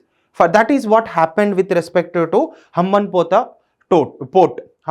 Hambantota port. You understand my point? Hambantota is a port in Sri Lanka where through Hambantota port, Sri Lanka wanted to generate economy and wanted to fulfill the obligations which is been to be fulfilled towards China, but unfortunately they could not. Now the Hambantota port is taken over by China for 99 years lease. You have to understand, this is what is the Belt Road Initiative. Through Belt Road Initiative, through debt diplomacy, China is capturing other countries. So we want to counter China. So that is also the reason why Tapi pipeline will play a significant role. Okay, so Tapi pipeline do have economic significance because it will be promoting cost efficiency and it will be trying to reduce trade deficit. Obviously, if the transportation is reduced, then obviously when we are reducing the logistic cost, automatically the price of the goods will be reduced. Next, energy security, and India is very much dependent on energy security. So that is the reason why we are living in an uncertain world. So which area might be and for that matter, you see, when we are talking about energy security, many of our India's energy security is coming from most vulnerable regions of the world, especially West Asia. And West Asia is always prone to conflict. So in such a context, you see, diversification of energy resources is utmost important. So Turkmenistan, Afghanistan, Pakistan, India pipeline will definitely try to help diversifying our energy resources, and it will promote sustainability. Next, now we will move to an alliance called Five Eyes Alliance. Five Eyes Alliance. Now, what is this? Who are these Five Eyes? Or which countries are part of this Five Eyes Alliance? It is USA, Canada, UK, New Zealand, Australia, and Australia. So these 5 countries have formed this Five Eyes Alliance. Now, what is this Five Eyes alliances? And although you have to understand that India is not a member of Five Eyes alliance. Now, first thing first, a student would get a question, right? If at all India is not a member of this organization, okay, why it is very much important from India's perspective? First question arises is, although India is not a member, why are we considering this alliance is one of the significant when it comes to perspective of India? Second argument is, when if at all this is so significant for India, and why could not India become a member of Five Eyes alliance? So you understood this question. So let us explore more into these questions. Let us dig more into these questions. So Five Eyes alliance, you have to understand, it is a partnership of USA, UK, Canada, Australia and New Zealand. Now see, when we are talking about Five Eyes alliance, it is unrestricted exchange of intelligence on communications of foreign nations. Now through this heading, you have to understand, you are getting a sense that this alliance is talking about something on the lines of intelligence, means nothing but it is talking something on the lines of what you say military alliance. It is being reflected on the side, on the lines of military alliance, when we are talking about exchange of military intelligence on communications of foreign nations. So that is one of the major reason. India is one of the country which always adhered to non-alliance principle when it comes to military alliances or military collaborations. Okay, so we always stayed away from military groupings. That is the reason why our founding fathers have emphasized on the principle called non-alliance alignment. Okay, non-alliance alignment movement, non-alliance. Okay, so as this is an agreement, this alliance is on the lines of defense. That is the reason why India have stayed. Now coming to the second question. So why are we studying? See, now we see we are living in a world where one of the major threat for India is rising China. We know that Pakistan is a neighboring country. Pakistan is an enemy country for India. But the point is the threat factor from Pakistan is not that considerate when we are talking about threat factor from China. So the rising China is a threat to India's global aspirations, India's global significance in global sphere. That is the reason why when we are talking about rising China, we need the collaborations of other countries. And rising China is not only a problem to India, rising China is a major threat to first USA. So in this context, you have to understand that Five Eyes alliance which has been formed to counter the rise of China. So in this context, you have to understand its significance with respect to India. So these countries want to counter the rise of China. That is the reason why, and the aspiration of India is also on the same lines. That is the reason why you have to understand this Five Eyes alliance. Not only that, you know, there is also an organization called Quad. Okay, quadrilateral or Quad. You know, Quad is already, India is a member of Quad. You know, in Quad, who are all the countries? Last class we discussed about Quad and Squad also. So India, USA, India, USA, Japan and Australia became a part of Quad. Okay, so Quad alliance grouping is also in sync with countering Chinese rise. Okay, so it is an intelligence. Now more about this Five Eyes alliance. So it is an intelligence sharing network comprising 5 English speaking countries. So these are the 5 countries established in the aftermath of World War II. Its roots trace back to US and UK agreement signed in 1946. Now when we are talking about intelligence sharing, when we are talking about national, now as I said, it is more on the lines of military alliance. So there will be an intelligence security, there will be a national security enhancement program. Okay, by pooling resources and intelligence, it aims to booster national security capabilities and signal intelligence. Okay, so these are all the arguments you have to understand. Now in the news, whenever there was about Five Eyes, okay, whenever there is a news about Five Eyes alliance, there are also other alliances, okay, in the news. So although it's not that much important, if in case, worst case scenario, if at all they ask a question, you have to understand what are these 9 eyes alliance and 14 eyes alliance. Please go through this thing. Okay, so in 9 eyes alliance you have Denmark, France, Netherlands and Norway. Okay, in 14 eyes alliance you have other countries as well. Like those 14 eyes alliance include Germany, Belgium, Italy, Spain and Sweden. Okay, next, AUKUS. AUKUS grouping. AUKUS is a grouping of Australia, USA and UK. So this AUKUS alliance is also on the lines of military agreement. That is the reason why India did not join. AUKUS announced in 2021 a new three-way strategic defense alliance. What is that? It is a strategic defense alliance between these two countries. So to enhance the defense capabilities, accelerate technological integration and expand the industrial capacity of all the three nations. Okay, so now you have to understand what is this AUKUS partnership. Now there are pillars, although as India is not the part of AUKUS, but this AUKUS alliance is significant from India. You can understand that this has three partnership structure. What is the structure of this grouping? So pillar 1 is nothing but conventionally armed nuclear powered submarines. So pillar 1 is focusing on nuclear submarines and armed weapons, and pillar 2 is focusing on advanced capability development. Okay, so basically you have to understand this is an alliance of defense cooperation and industry collaboration is also there. That is the reason why you see cyber capabilities, artificial intelligence, quantum technologies are also emphasized.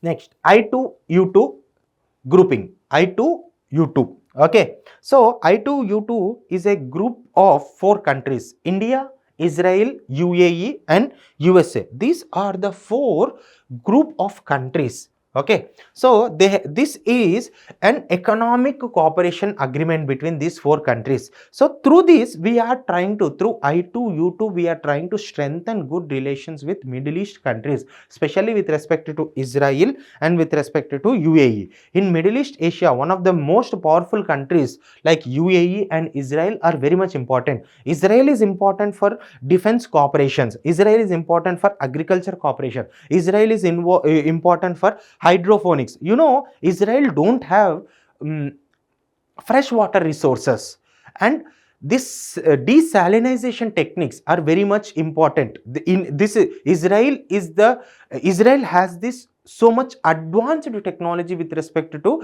desalinization techniques, and India also have long coastal borders. In this context also you can understand the relations between Israel, and Israel also cooperated with India in all the amidst different adversities when India was facing. That is the reason why during Kargil war also, like when USA was supporting Pakistan, Israel has given us advanced weapons. Okay, so that is the reason why Israel is very much important. And you know, Israel has most of the area have desert area, and they don't have fertile soils also, lack of fertile soils. Now we see Israel is doing this cultivation, agriculture using hydroponics. Okay, they are growing plants on water by adding nutrients which is necessary for plants. So these are all the technological collaborations. These are all the areas where India have to collaborate with Israel. When we are talking about UAE is very much important when it comes to gas needs.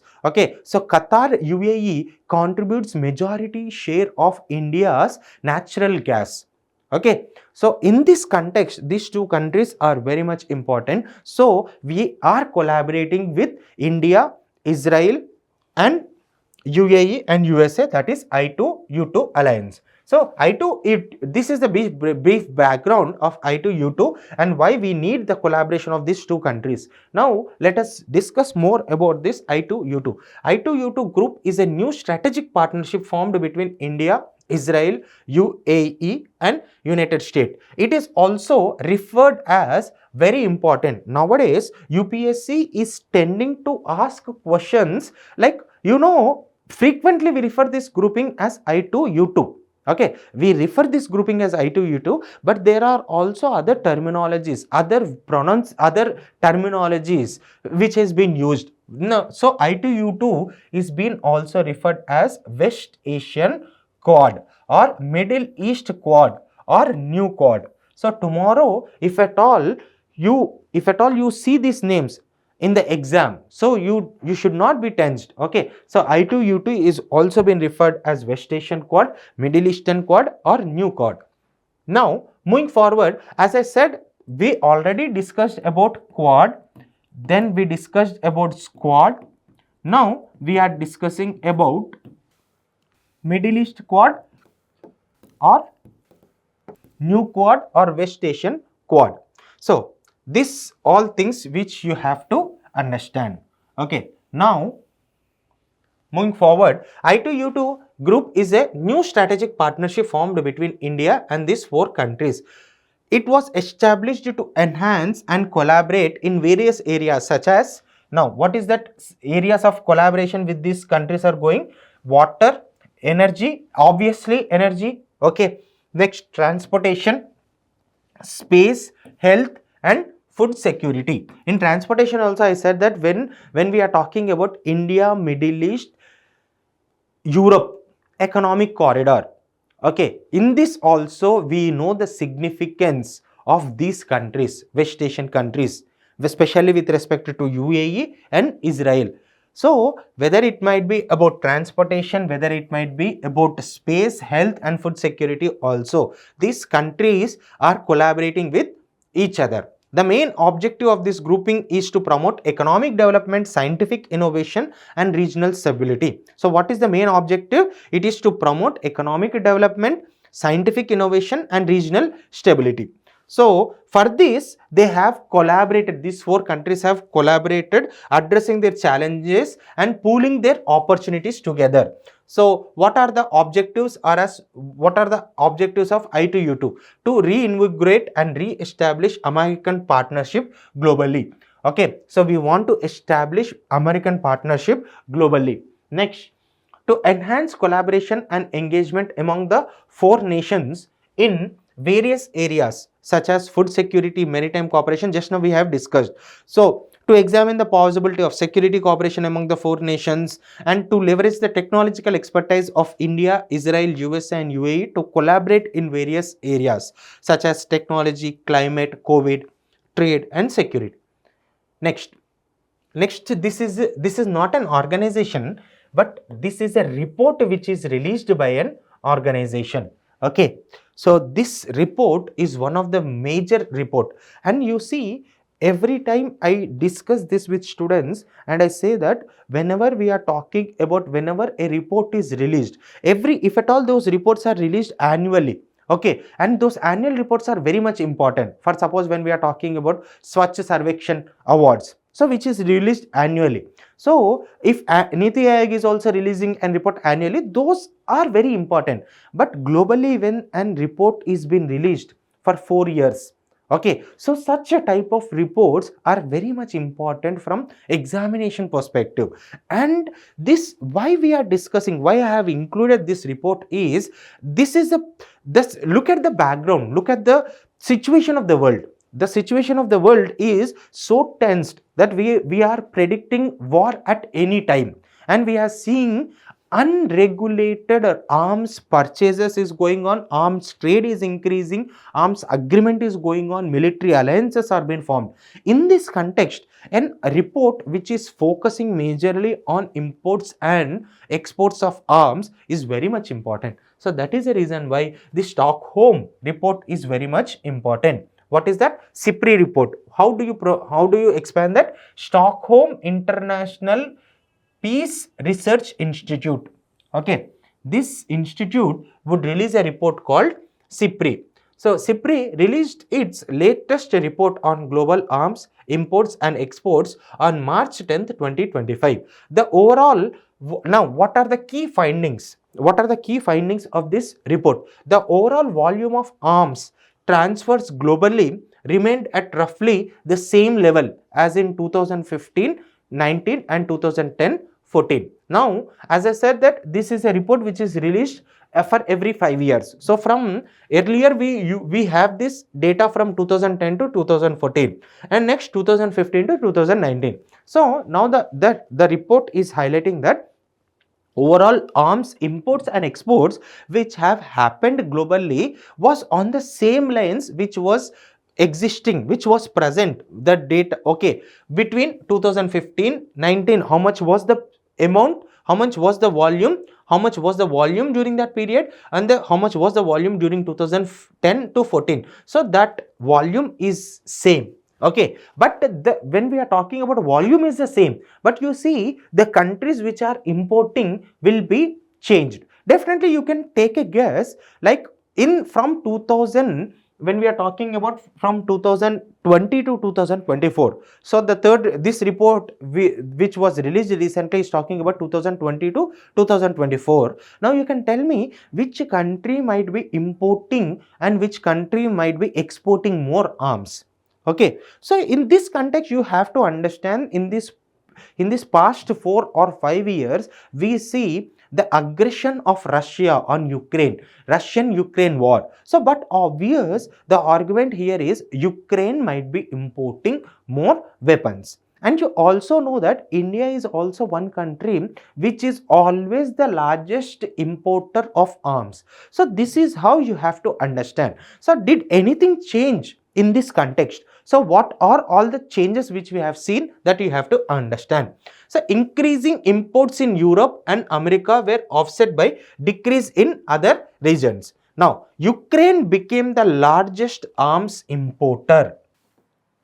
Just now I have explained you the background why Ukraine became the largest importer. Now India ranked as the second largest importer. Okay, now this you have to understand, India ranked as the second largest, that is what I am trying to say. India is always the net importer of arms. That is a reason why nowadays we are talking about defense procurement with indigenization technology. Means nothing but whatever country which is importing defense equipment or defense technology, you have to build capabilities amongst Indian scientists. So we are also looking not only technology transfer, we are also focusing on capability building, and thereby we will promote indigenization. That is nothing but we will be promoting Atmanirbhar Bharat, self-reliant. India have to become self-reliant when it comes to defense. Okay. So India ranked as the second largest arms importer, though its imports declined by 9.3% between 2015 and 19 and 2020 and 2024. So the rate of imports has been declined. But overall, India is the second largest importer. Now you have to understand the rate means the rate at which we were importing arms from the period of 2015 to 2019. Compared with that, the rate has been declined. But when we are talking about what you say, when we are talking about the volume, India is the second largest arms importer. Now, next data which is very much important is China dropped out of top 10 arms importers for the first time since 1990 to 1944. Okay, now what does this convey? This information is conveying that China is focusing on indigenization of technology. China is focusing on boosting its own defense development. Okay, 4 countries in Asia and Oceania, that is India, Japan, Pakistan and Australia, ranked among the top 10 largest arms importer globally in 2020 to 2024. So this data is very much important. So India countries in Asia, okay, these 4 countries of Asia are net arms importers. So you have to understand this data. So we are talking about 2015 and 2015 to 2019 and 2020 to 2024. Now you have to understand when we are talking about Ukraine. So look at the growth, net growth of arms import.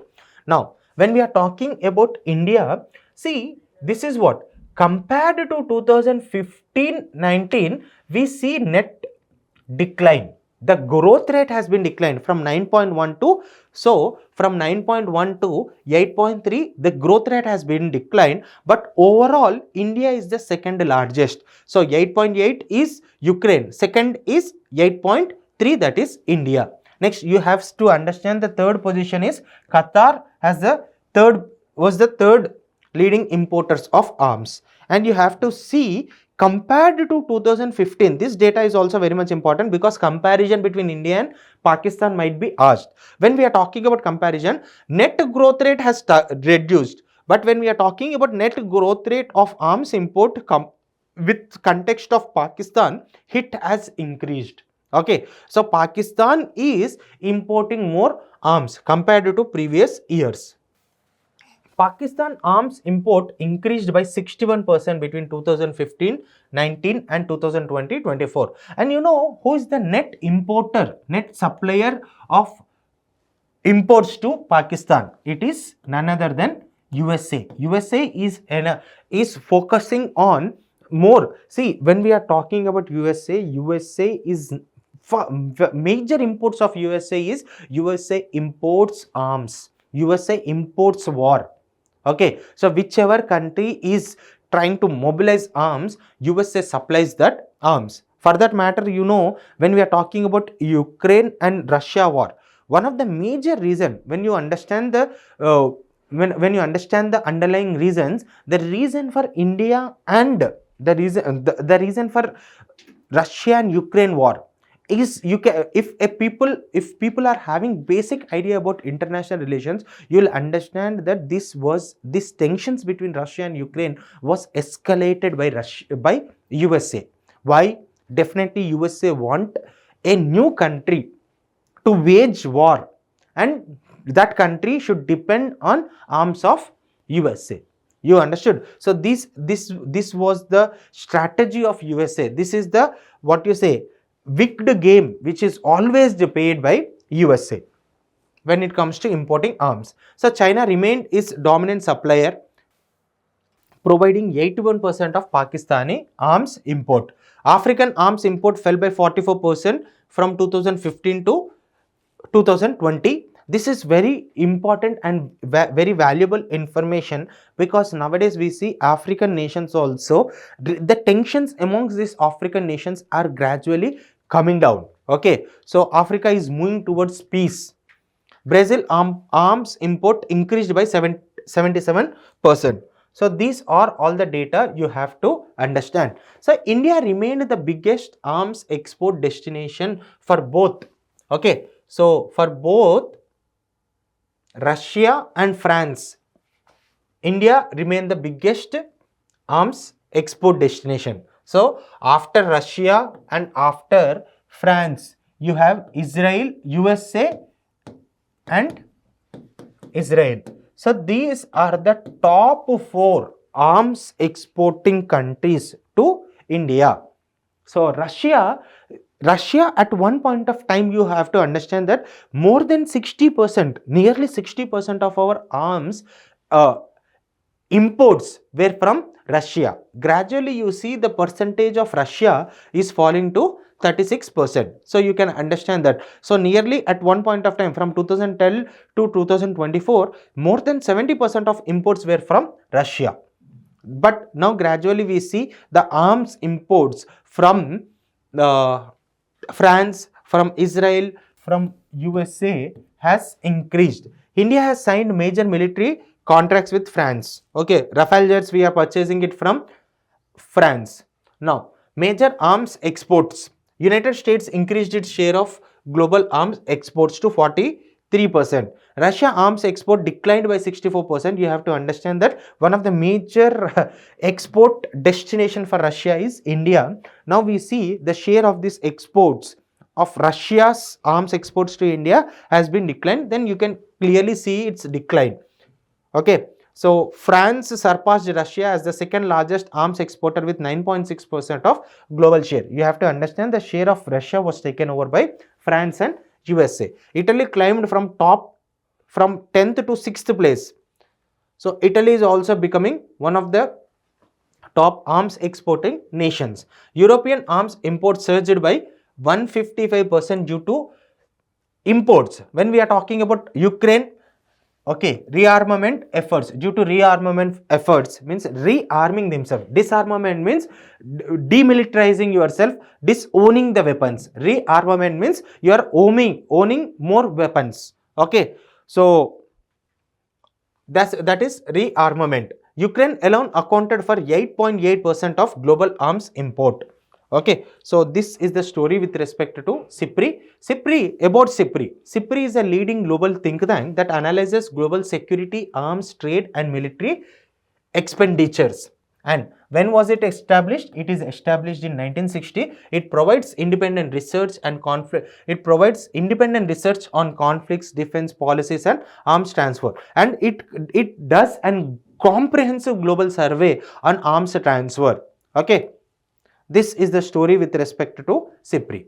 Now, Riyadh Design Law Treaty. Riyadh Design Law Treaty. You know where is this Riyadh? Riyadh, Saudi Arabia. Now, when we are talking about Riyadh Design Law Treaty, why this is very much important is this is a treaty which was negotiated for the past 20 years.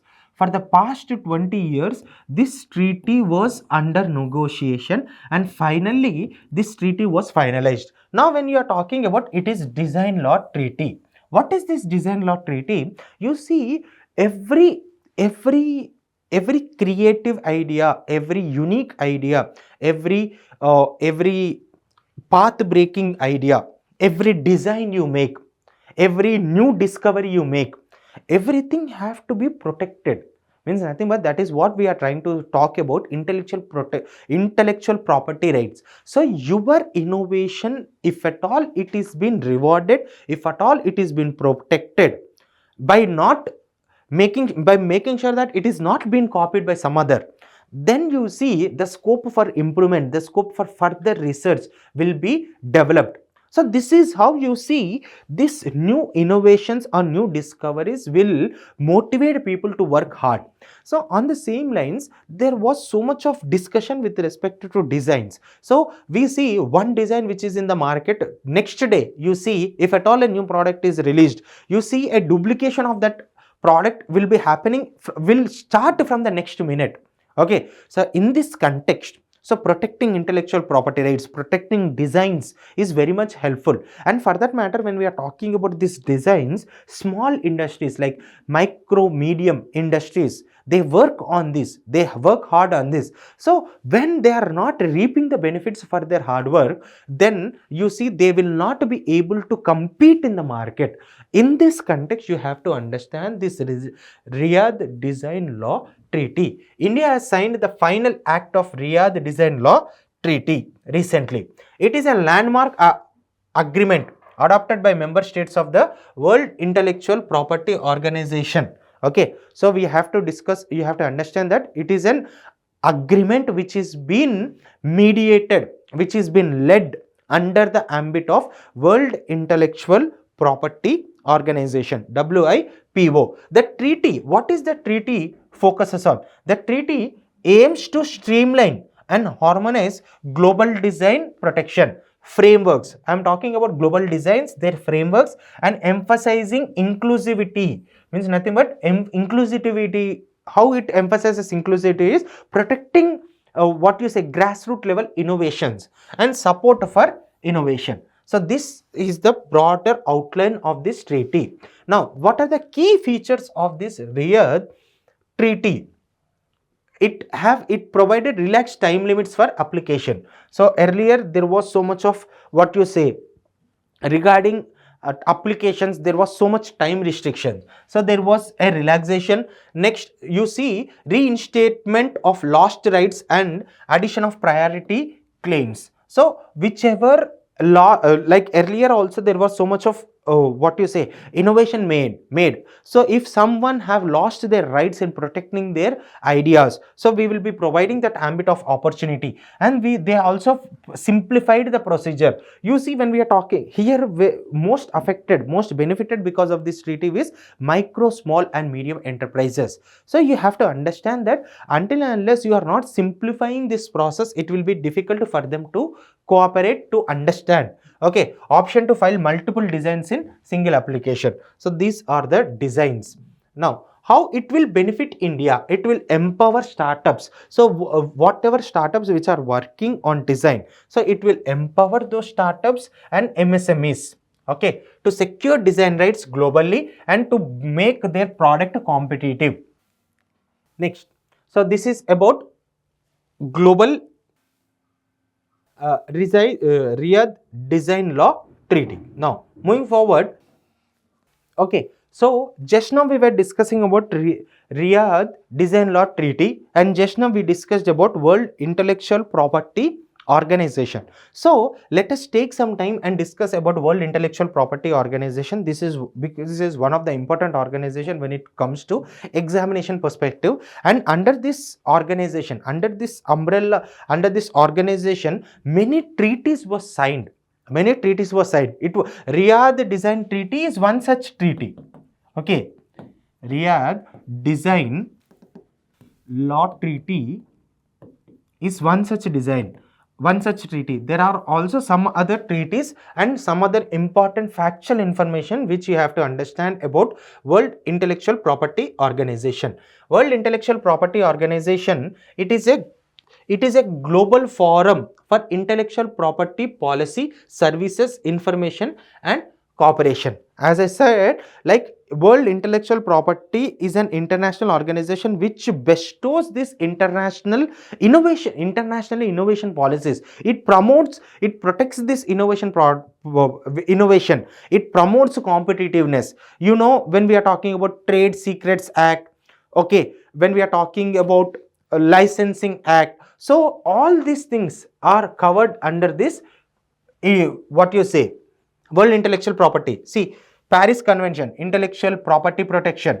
Next, you have other treaty, Madrid Protocol for international trademark registration. When we are talking about trademark registration, IPR protection. So everything when it comes to intellectual property rights, this is been under the umbrella of World Intellectual Property Organization. So it is a global forum for intellectual property policy, services, information and cooperation. It is a specialized agency. World Intellectual Property Organization is a specialized agency of United Nations. So it is a specialized agency of United Nations.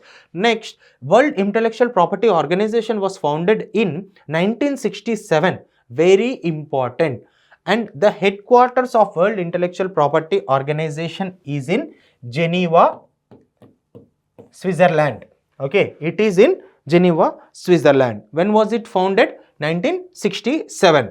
Now, under this World Intellectual Property Organization, as Riyadh Treaty was in the news, they might ask earlier treaties which was signed under the ambit of World Intellectual Property Organization. One such convention is Paris Convention.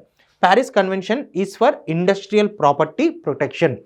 So, when it comes to your industrial property rights, your industry innovations or new ideas with respect to industries. So you have this Paris Convention for industrial property protection. Next, you have Berne Convention.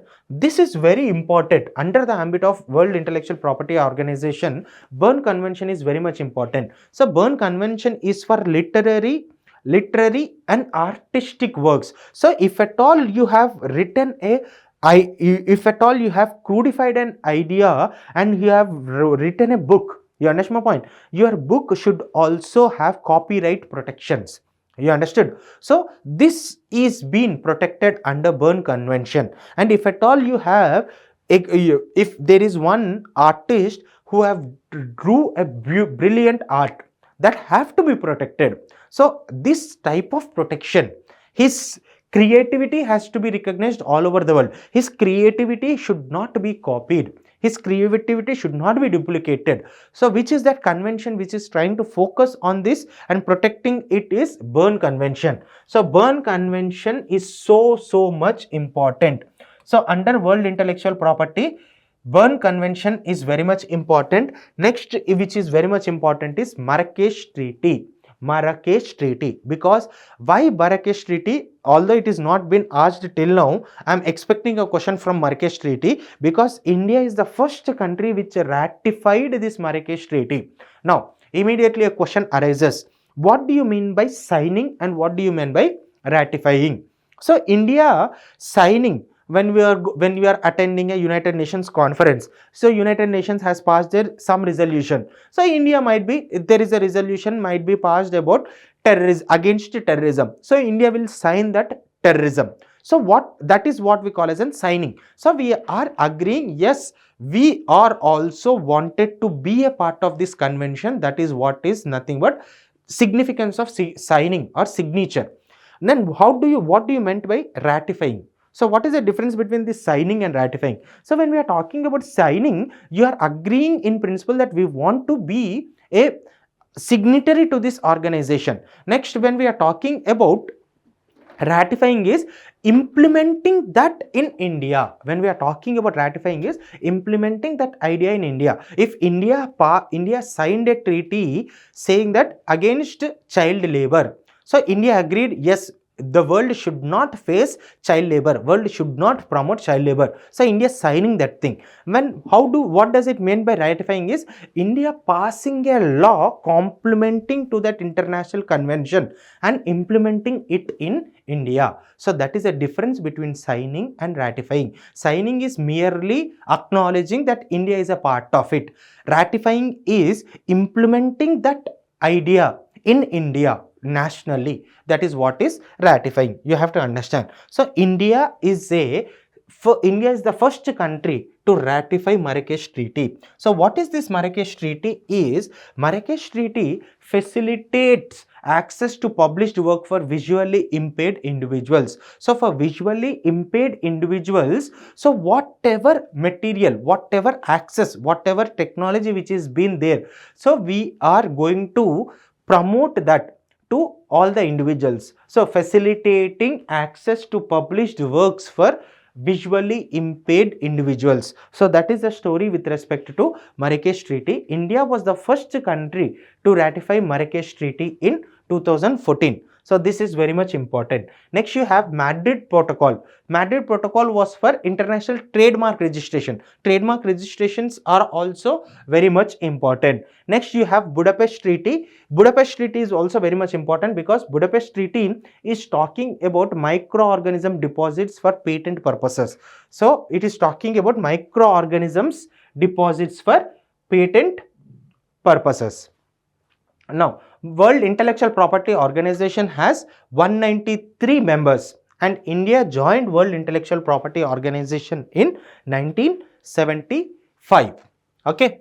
So, now, not only the treaties which has been signed under the ambit of World Intellectual Property Organization is important, but also like what are the indexes which is been released by World Intellectual Property Organization is also very much important. One is Global Innovation Index. So Global Innovation Index, it is released by World Intellectual Property Organization in collaboration with Cornell University and INSEAD. So Global Innovation Index is released by World Intellectual Property Organization, INSEAD and Cornell University. Next, you have this World Intellectual Property Indications. So this is also been released by World Intellectual Property Organization. So these are all the story which you have to understand about World Intellectual Property Organization.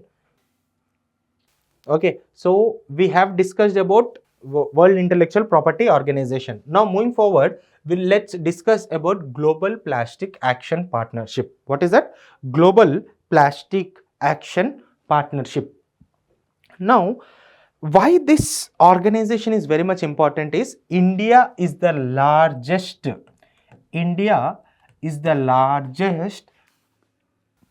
plastic polluting country.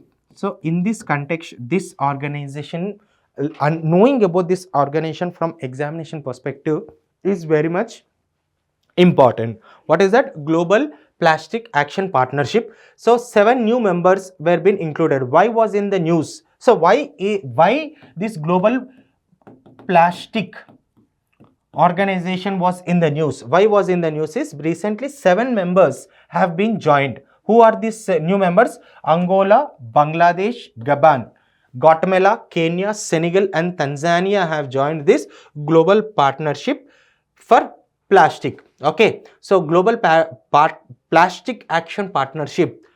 It is another reason why it is also very much important from examination point of view is it is a partnership which is led by World Economic Forum. So World Economic Platform, World Economic Forum's platform, under this, using this as a platform, using World Economic Forum as a platform, we are focusing on Global Plastic Action Partnership. So formation, World Economic Forum Sustainable Development Impact Summit in 2018 to combat plastic pollution worldwide. Okay, so this is about this alliance. Now aim is to promote circular economy for plastic, means nothing but emphasizing circular economy, means we are focusing on we are focusing on not using single use plastic. Okay, emphasizing reuse, recycling and sustainable management to mitigate the environmental impacts of plastic waste. It helps countries in developing national action roadmaps and investment mobilizing for waste management. Also, it also collaborates for waste management. It is the world's largest initiative tackling plastic pollution. Membership, 25 members are part of it, and now you have to see this is very one unique thing which you have to understand when we are talking about Global Plastic Alliance. Okay, so India, only the state of Maharashtra is a partner to this. So 25 members including Maharashtra state from India is a part of this Global Plastic Action Partnership. In 2024, why this is important is India became the world's largest plastic emitter country. Next, we will be discussing about G20 and next we will be discussing about G7. G20, you have to understand that G20, what is the difference between G20 and G7? So, okay, what is the difference between G20 and G7?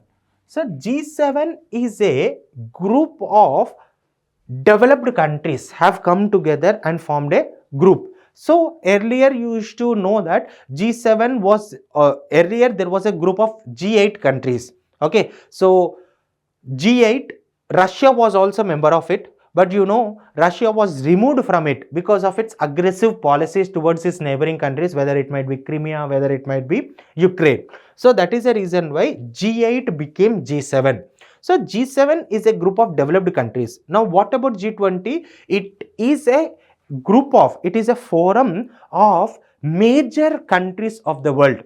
That is the context why India is a part of G20 summit, and that is also the reason why you see in 2023 India hosted G20 summit in New Delhi.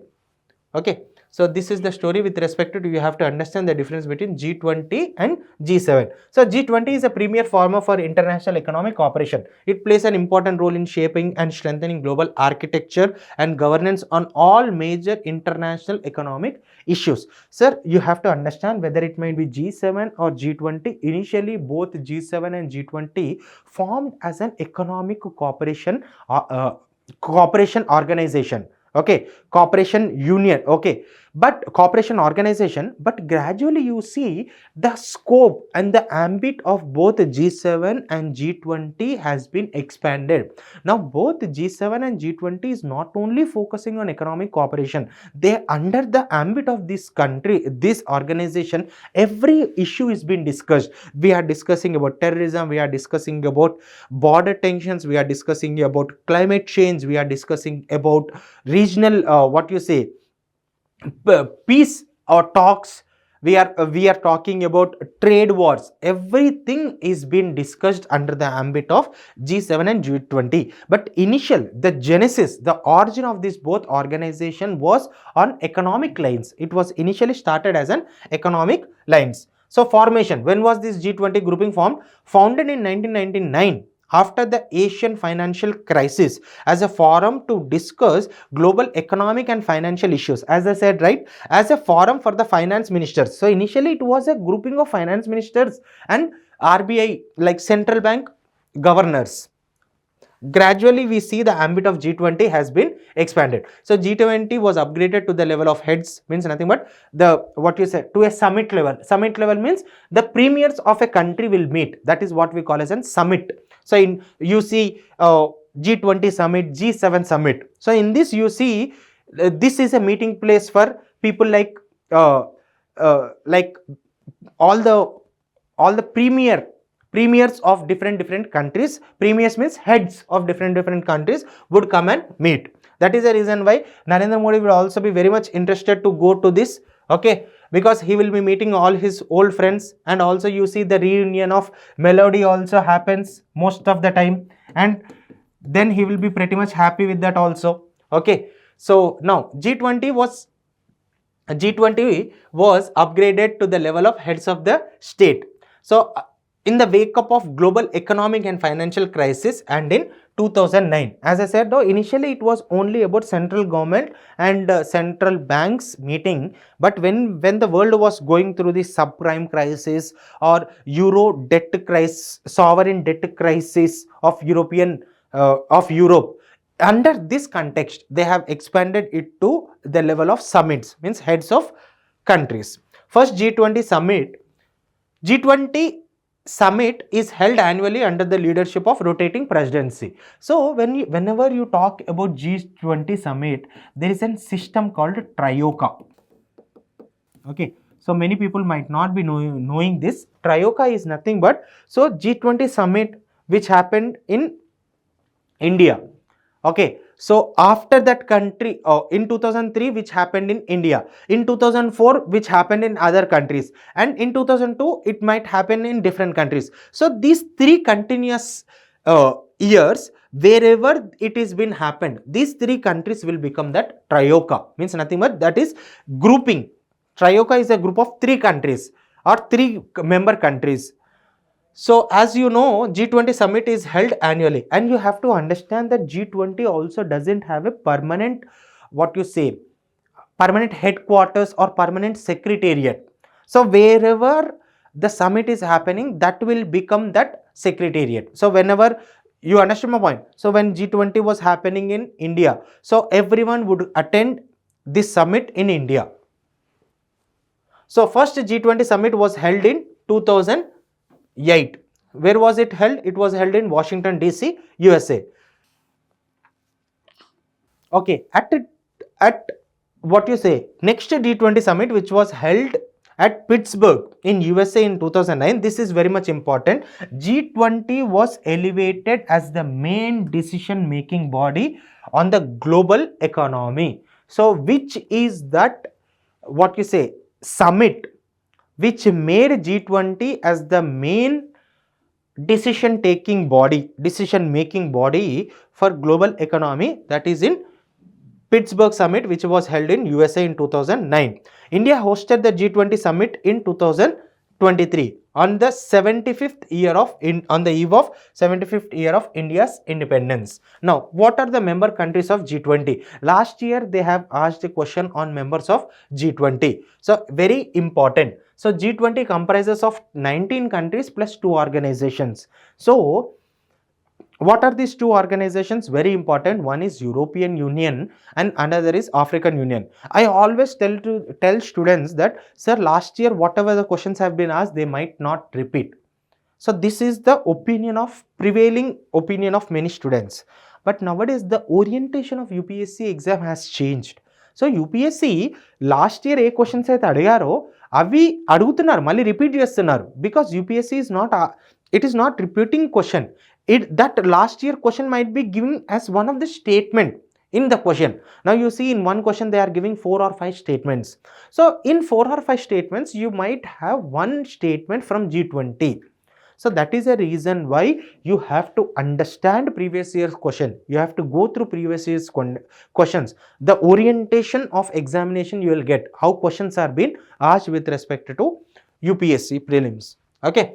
So G20 comprises of 19 countries plus 2 organizations. So one country, one organization which was part of G20 for long time is European Union. In 2023, African Union was invited and African Union membership was accepted in New Delhi summit in 2023. Listen carefully. Membership was accepted and we have provided membership of G20 to African Union in 2023 when India hosted G20 summit. Now, in 2024, African Union attended as a member of G20 for the first time. Now, are you understanding the difference between these two statements? African Union got the membership in India in 2023. African Union attended the summit as the official member, or the first time attended as a member of G20 summit was in 2024. So these type of questions are also being asked by UPSC. Okay, so African Union became the full member of G20 summit during India's presidency. So you have to go through these members also. Who are all the members? Next, as I said, does not have a permanent secretariat and is supported by previous, current and future holders of the presidency, that is known as Trioca. Okay, this is very much important. Trioca is very much important. So 2023 presidency was with India, 2024 was with Brazil, 2024 G20 summit was held in Brazil, 2025 G20 summit will be held in South Africa. So this combinedly is called as an Trioca. Okay, 2024 G20 2024 summit. It was held in Brazil. It was the first time that African Union attended as its member after its inclusion. Now, what are the key outcomes of this G20 summit which was held in Brazil? This is very important. This is utmost important. That is global alliance and against hunger and poverty. Okay, there was an alliance which was agreed. The outcome of 2024 G20 summit. G20 summit was Global Alliance Against Hunger and Poverty. Now, before moving forward and before discussing about this Global Alliance on Hunger and Poverty, you have to understand that relations with Brazil is utmost important from India's perspective, because Brazil and India are the torch bearers or the front runners when it comes to the debate of Global North versus Global South. What is the debate of Global North versus Global South is, Global North we generally consider it as in developed countries. Global South is an collaboration of countries which are developing, emerging and least developing countries. Amongst this, India and Brazil is one of the front runners when it comes to leading the agenda of Global South. And for that matter, we have this G4 grouping where UNESCO reforms was been emphasized. In earlier we discussed about G4 reforms also. Okay, so India along with Brazil is demanding for reforms of United Nations Security Council and demanding permanent membership of United Nations Security Council. So that is the reason why collaboration, relations with Brazil is utmost important. So the major outcome of G20 summit which held in Brazil in 2024 is Global Alliance Against Hunger and Poverty. Now you have to understand this is majorly focusing on agenda of Global South to serve as platform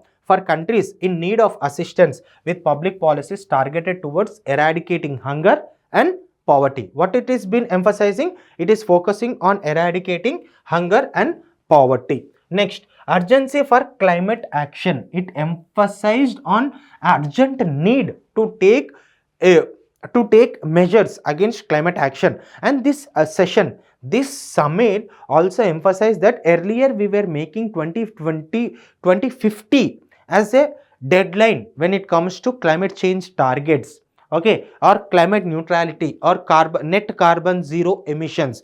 But with this present pace of global emissions, with the present pace of climate change which is happening, by fixing 2050 it will become too late. So we have to increase, we have to intensify our efforts, we have to move forward. That is the reason why under this summit, you see, there was a discussion, there was a need which was been emphasized to change these deadlines from, instead of 2050 we have to change this deadline to 2040 or 2045. Climate finance recognize the need for trillions of dollars in climate finance for low income countries. Next, another thing is we have to tax ultra high net worth individuals. Okay, so it called for effective taxing of world's ultra rich. అంటే అంబానీ దగ్గర ఎక్కువ డబ్బులు ఉన్నాయి, ఎక్కువ tax అయ్యాలి. Okay, next against plastic pollution also they emphasized on binding treaty on plastic pollution by the end of 2024. Reforming United Nations global governance.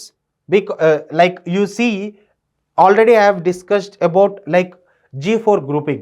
So here also they emphasized on reforming UNSC to ensure a diversity of voices, including unprecedented groups, regions like Africa. You have to promote membership in Africa, you have to promote new membership from Asia Pacific, Latin America and Caribbean. Inclusion of sustainable development goal. This last statement is very, very important. Okay, so this committee, this summit has said that earlier we have, you know that we have, when we are talking about sustainable development goals, we have this 17 goals. Okay, 17 goals. Now G20 summit is emphasizing that we have to add new sustainable development goal, that is 18 goal. 18th goal, it is nothing but the 18th goal, they wanted to include ethnic and racial inequality at most important. So the one of the major highlight of this G20 summit at 2024 which was held in Brazil is they proposed to include SDG 18 to address racial and ethnic inequality. Next, G7 summit. G7 is an intergovernmental organization of the world's 7 largest economies, which, as I said, largest advanced economies. Advanced economies means developed economies which dominated global trade and international finance system.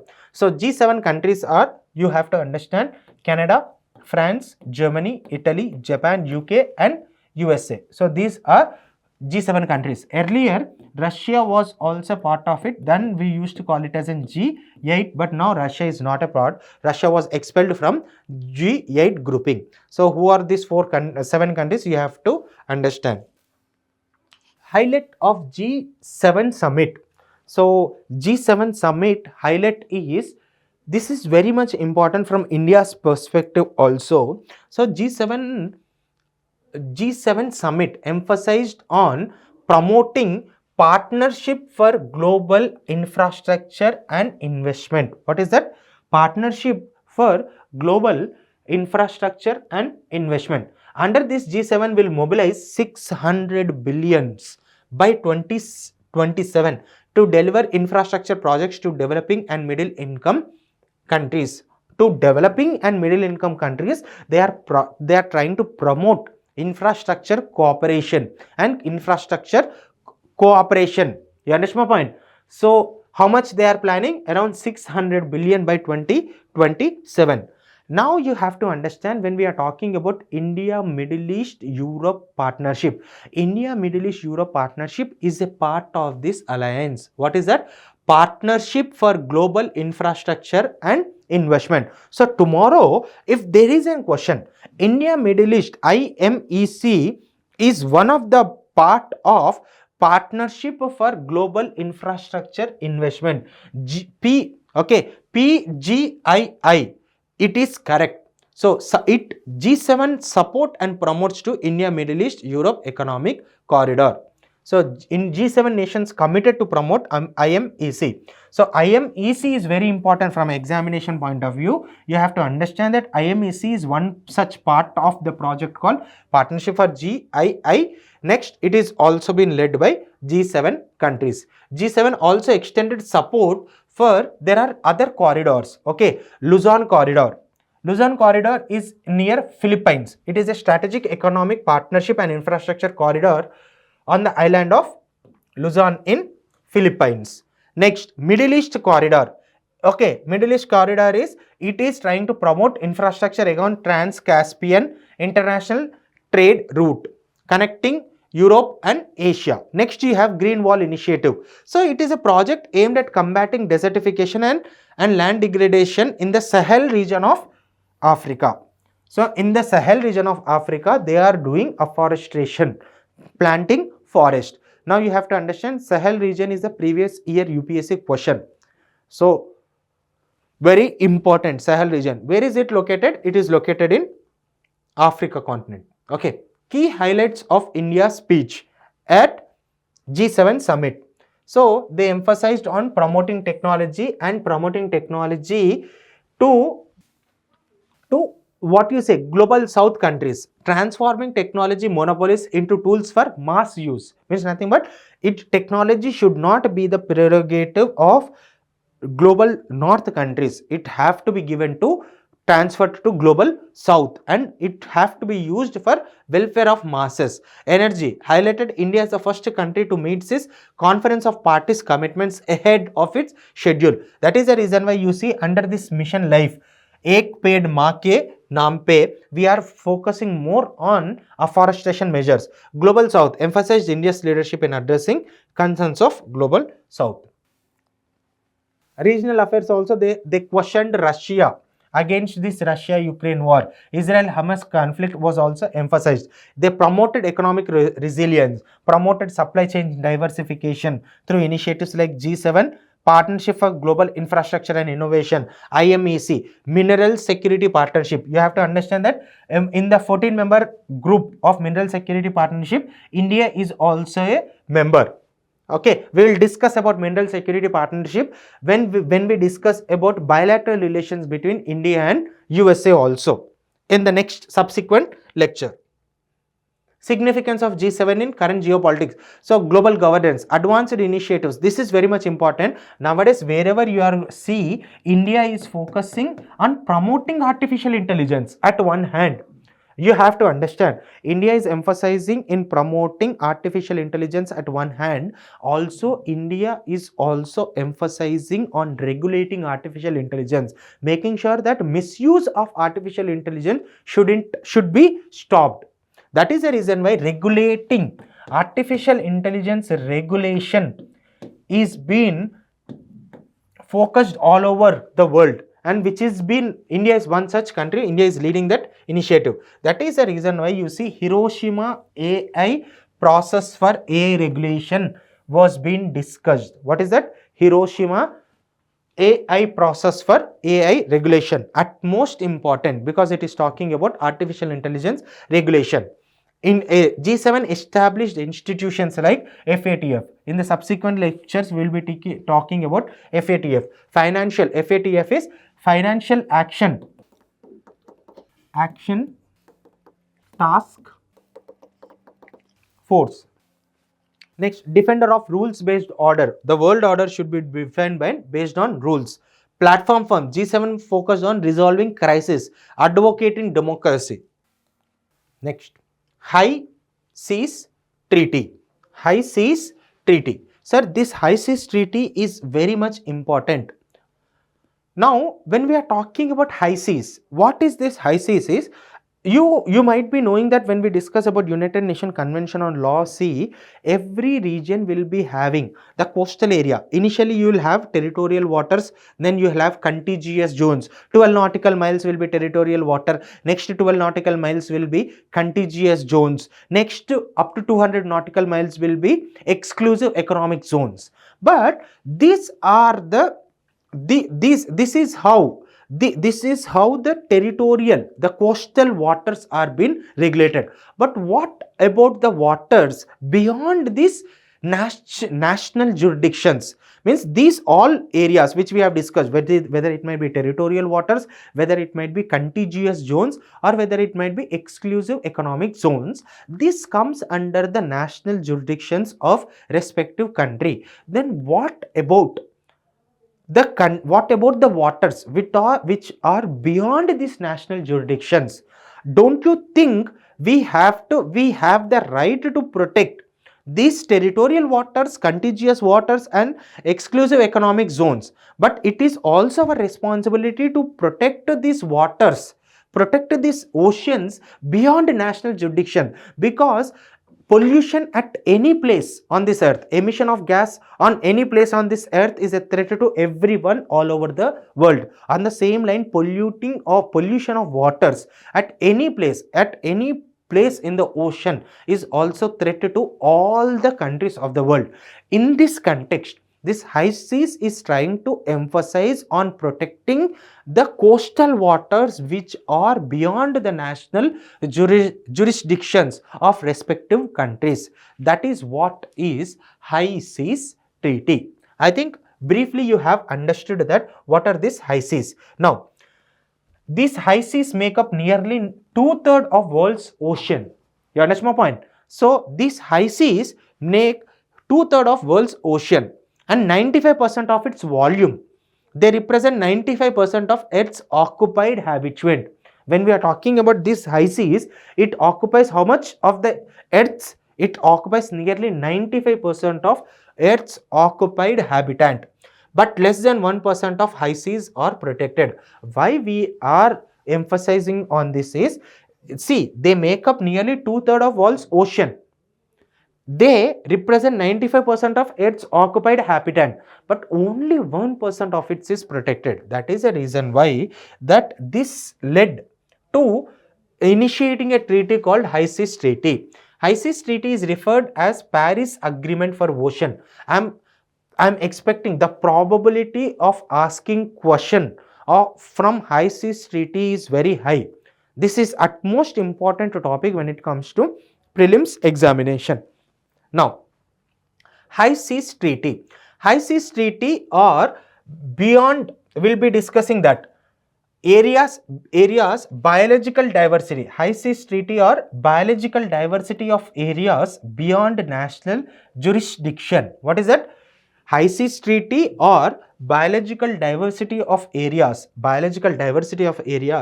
beyond national jurisdiction. It is also referred to as Paris Agreement for the Ocean. How Paris Agreement is one of the landmark agreement when it comes to what you say, not inland, terrestrial ecosystem. So for coastal ecosystem, this High Seas Treaty is Paris Agreement. It was formally called Agreement on Conservation and Sustainable Use of Biological Diversity of Areas Beyond National Jurisdiction. That is what we meant by BBNJ. It became the third agreement approved under United Nations Convention on Law of Sea. So under UN clause, this is the third agreement. Earlier, what are the two agreements? So if this is the third agreement, what are the two agreements is? First agreement is International Seabed Authority is one such agreement. Next you have another agreement, that is Fish Stocks Agreement. What is that? Fish Stock Agreement. What is the objective of High Seas Treaty? To address critical issues. What is its objective? To address critical issues such as increasing sea surface temperature, over exploitation of marine biodiversity, overfishing, coastal pollution, and unsustainable practices beyond national jurisdiction. You understood? So this is the story with respect to High Seas Treaty. Now, what was the need for it is, just now I have discussed also, 95% of habitat, only 1% is legally protected. The treaty will also help to achieve Sustainable Development Goal 14. What is that? Life below, SDG 14 is focusing on life below water. conserve and sustainably use the oceans, seas and marine resources for sustainable development. The treaty will play an important role in achieving the global target to protect 30% of world's coastal and marine seas by 2030. So, before moving forward, I want aspirants should know there is a principle called 30 by 30 principle. Okay, we will be discussing about this 30 by treaty, which was being decided under Convention on Biological Diversity, and under this Kunming Montreal Protocol gave birth to this idea called 30 by 30 principle. Now, what is that? Now you have understood what is this 30 by 30 principle. It was established under the Conference of Parties of Convention on Biological Diversity, CBD. Okay, so under this CBD there was a protocol which was signed, that is Kunming Montreal Protocol. Under this Kunming Montreal Protocol, 30 by 30 principle was signed. What is this 30 by 30 principle is? You have to protect 30% of terrestrial ecosystem and you have to protect 30% of coastal ecosystem.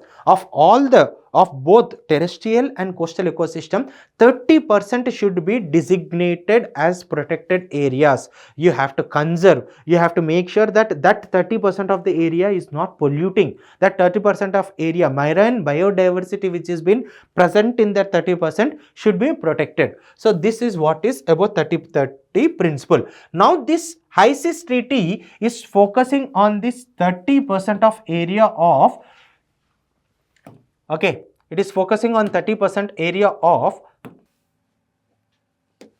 coastal ecosystem. So this is how you have to understand about this. 30 by 30 is a worldwide initiative for governments to design 30% of Earth's land and ocean area as protected areas by 2030. It was launched by High Ambition Coalition for Nature and People in 2020. What is that? What is this? High Seas Treaty was initially launched by High Ambition Coalition for Nature and People, which has now more than 100 countries. 30 by 30 was agreed at COP15 meeting of Convention on Biological Diversity and became a target of Kunming Montreal Global Biodiversity Framework. Okay, this is about 30 by 30 principle and High Seas Treaty. Now we will move to Colombo Security Conclave. So Colombo Security Conclave. Recently, why this was in the news is, recently Bangladesh was officially inducted as the 5th member of Colombo Security Conclave. Bangladesh was officially inducted as the 5th member of Colombo Security Conclave. Now, what is this objective? What is this objective and what are these 5 countries which are part of this Colombo Security Conclave? India, Sri Lanka and Maldives and Mauritius have joined this treaty, and now recently Bangladesh have joined this Colombo Security Conclave.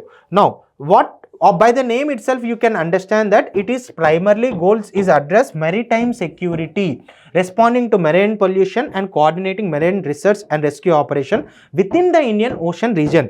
So within the Indian Ocean region, what type of security address? Marine security is the major reason. So Colombo Security Conclave is a regional security grouping focused on enhanced cooperation in marine security. In marine security, what type of cooperation is to be emphasized?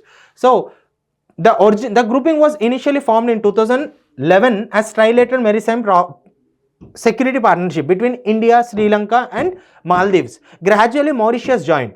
Now we see Bangladesh also joined this. Seychelles holds the status of an observer member in Colombo Security Conference. Next, US, Japan and South Korea signed DG framework. Now, what is this DG framework? Briefly, you have to understand. Okay, see, DG framework is, nowadays we are trying to promote digital infrastructure. Digital governance is promoted. Digital banking is been provided. So, how can you provide this digital banking? So, traditional banking when we want to move from traditional banking to digital banking, you have to enable traditional banks to promote digital banking, you have to promote digital infrastructure, and digital infrastructure is investment needed, is investment intensive, technology intensive. That is the reason why you see not only public sector banks, private sector banks also shifted towards digital technology way before than public sectors could have done. It is because of private contribution, it is because of investment, it is because of foreign investment. On the same lines, now you see USA, South Korea and Japan is helping India to promote this digital public infrastructure, and it is also trying to collaborate, it is also trying to promote investments amongst private banks. So that is the broader understanding of this US, Japan and South Korea Digi framework. The Digital Infrastructure Growth Initiative for India framework aims to enhance collaboration between these three countries with India. What is the objective of this Digi framework is, the framework seeks to strengthen the partnership with Indian private sector to develop digital infrastructure in India. What is that framework? The framework seeks to strengthen partnership with the Indian private sector to develop digital infrastructure in India.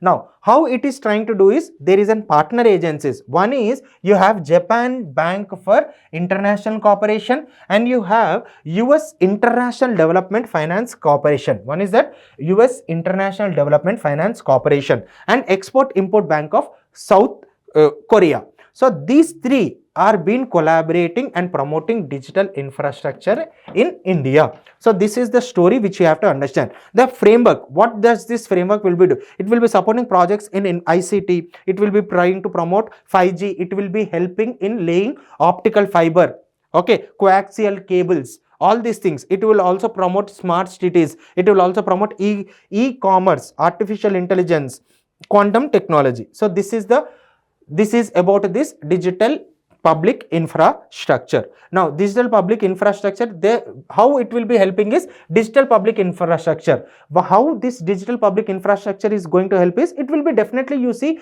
when we see Pradhan Mantri Jan Dhan Yojana, financial inclusion has been emphasized, and not only that, digital public infrastructure will try to reduce carbon emissions, like what you say, printing currency would be reduced, okay, carbon emissions would be reduced. The application of DPI in climate sector could expedite emission control by 5 to 10 years with the potential to impact carbon offsets and trading. Next, nuclear supplier group.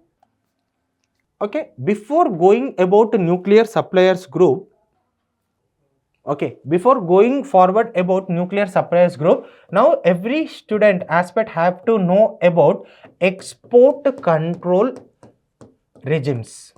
What is that? Export control regimes. So what is this? Export control regimes.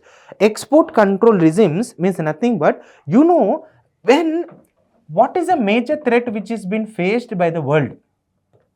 One of the, as we have seen in CIPRI report, what is the major threat which is being faced by the world is, you see, whether it might be nuclear weapons or, okay, whether it might be nuclear weapons or whether it might be weapons of mass destruction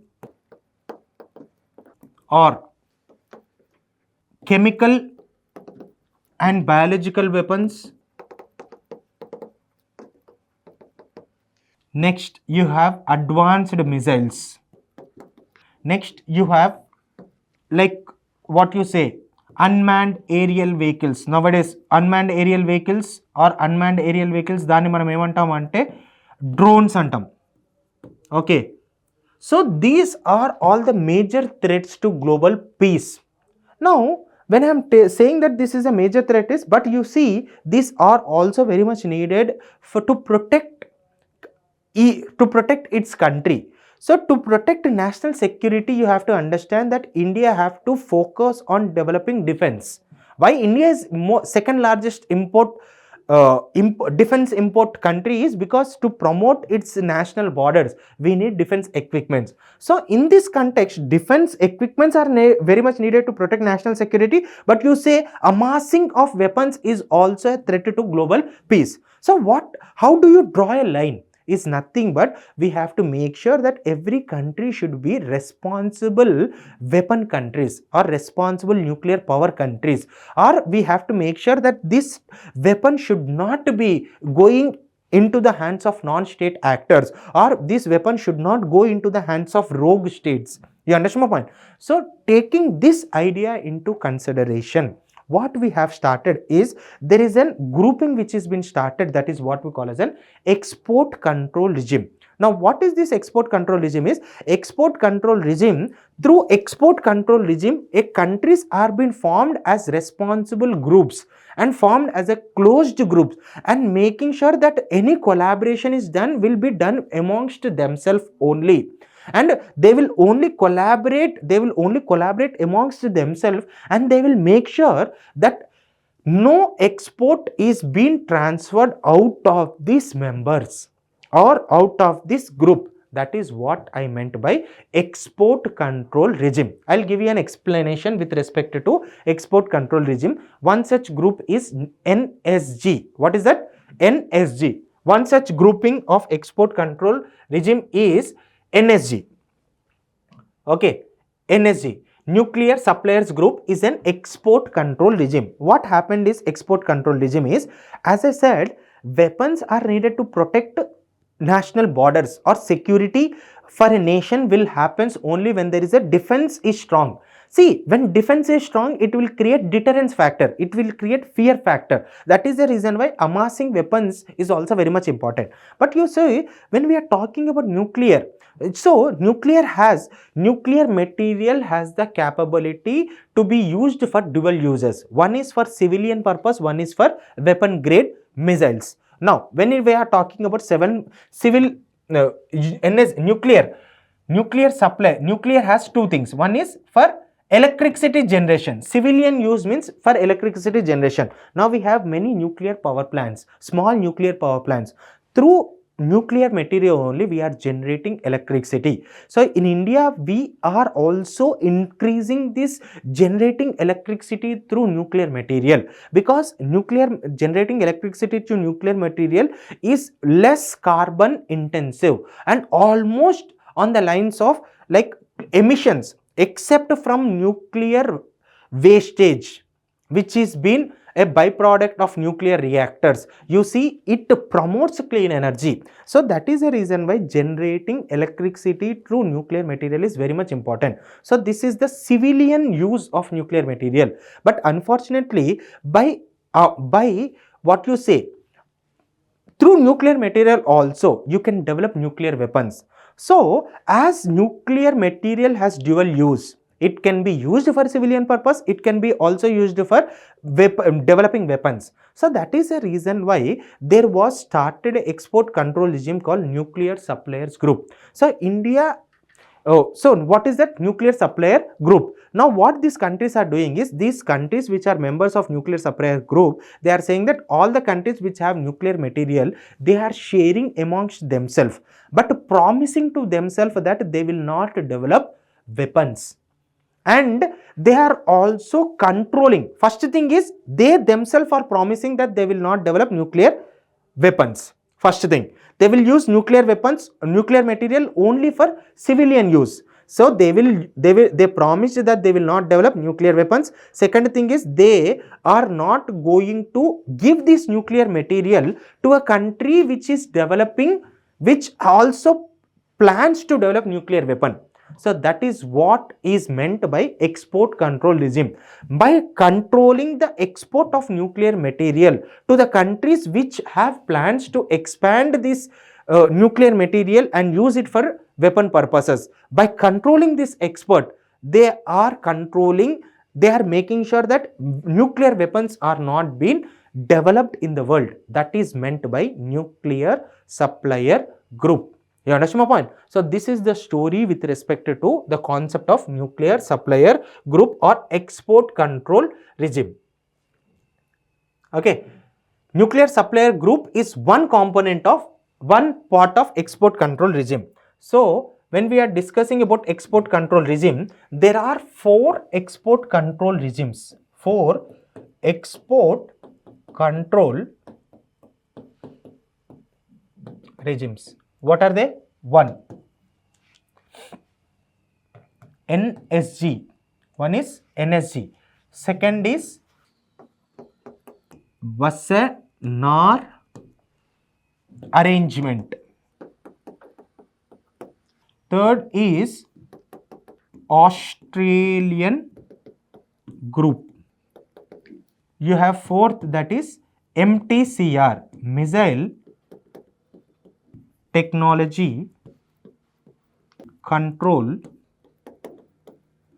Regime. What is this? Missile Technology Control Regime, NSG, Wassenaar arrangement, Australian group.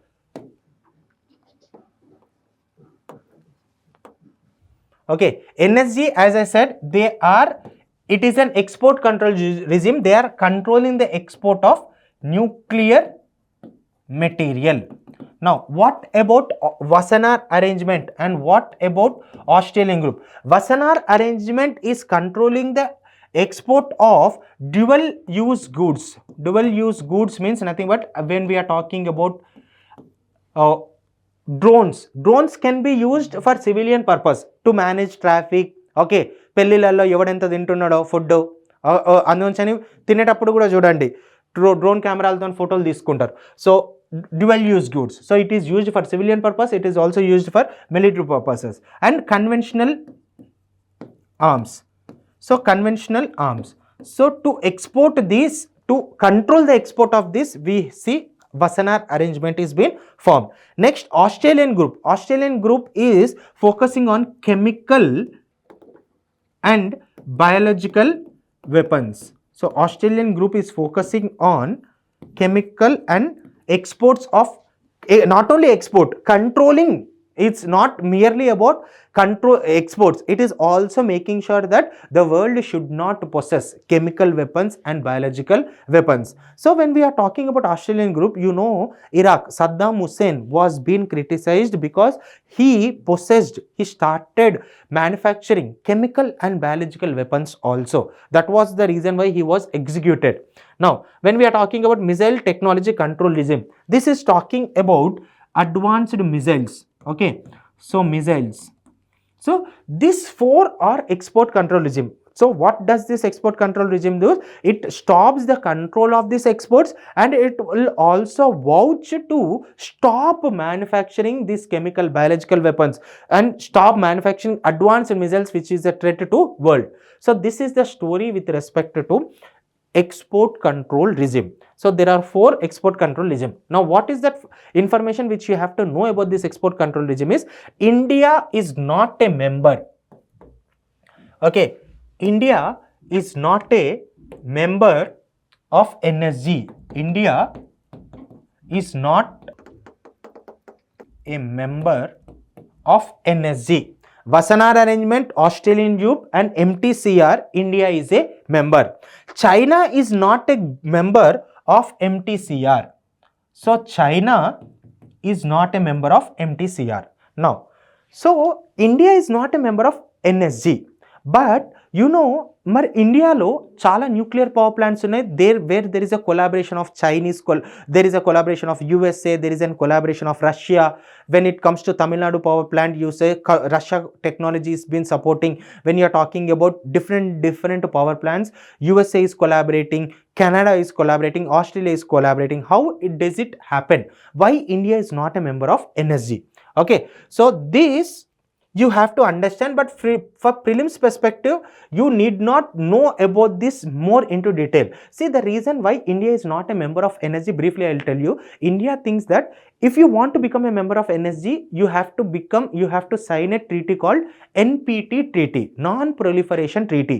Non-proliferation means proliferation in spreading, promising that you won't spread nuclear weapons. So by promising means by signing NPT, If you sign NPT only, you can become NSG member. But India thinks that NPT treaty is biased on nuclear states or P5 countries. So these P5 countries like USA, UK, when we are talking about France, China and Russia, these are all nuclear power countries. And these countries are saying that we are promising that we will stop developing nuclear weapons, new nuclear weapons. Already they have been having nuclear weapons. They promise that they will stop developing nuclear weapons, and also we will dismantle.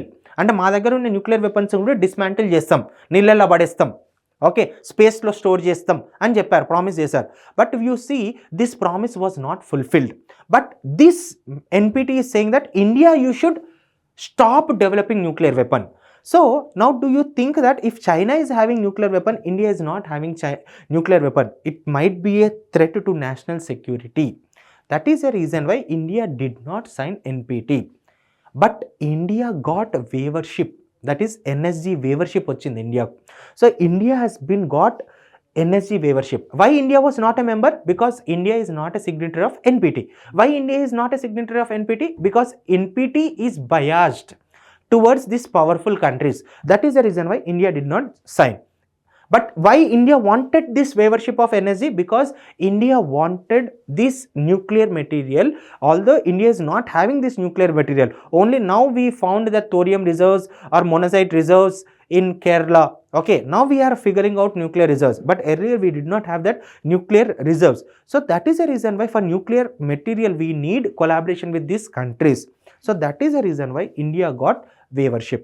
So this is the story with respect to an export control regime. So India is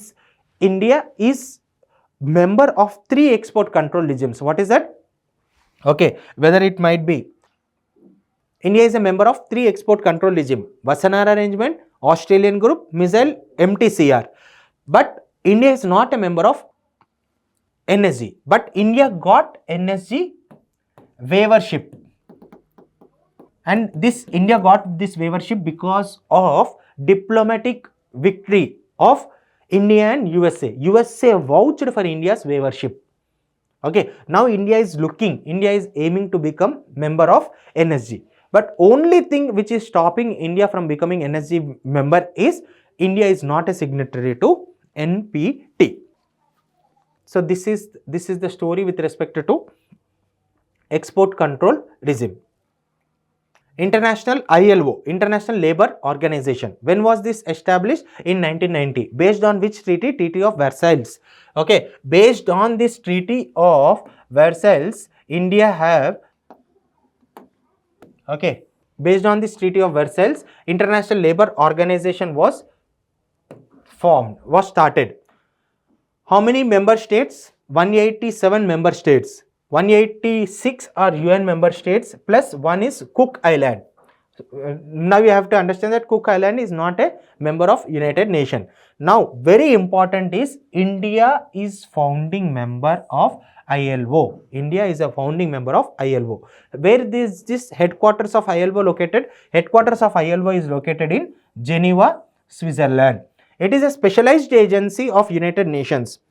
Now this is the only tripartite agreement of United Nations. Tripartite agreement means this is an agreement which brings close government, employers and workers. So tripartite agreement is the agreement which brings close government, employers and workers of 187 member states.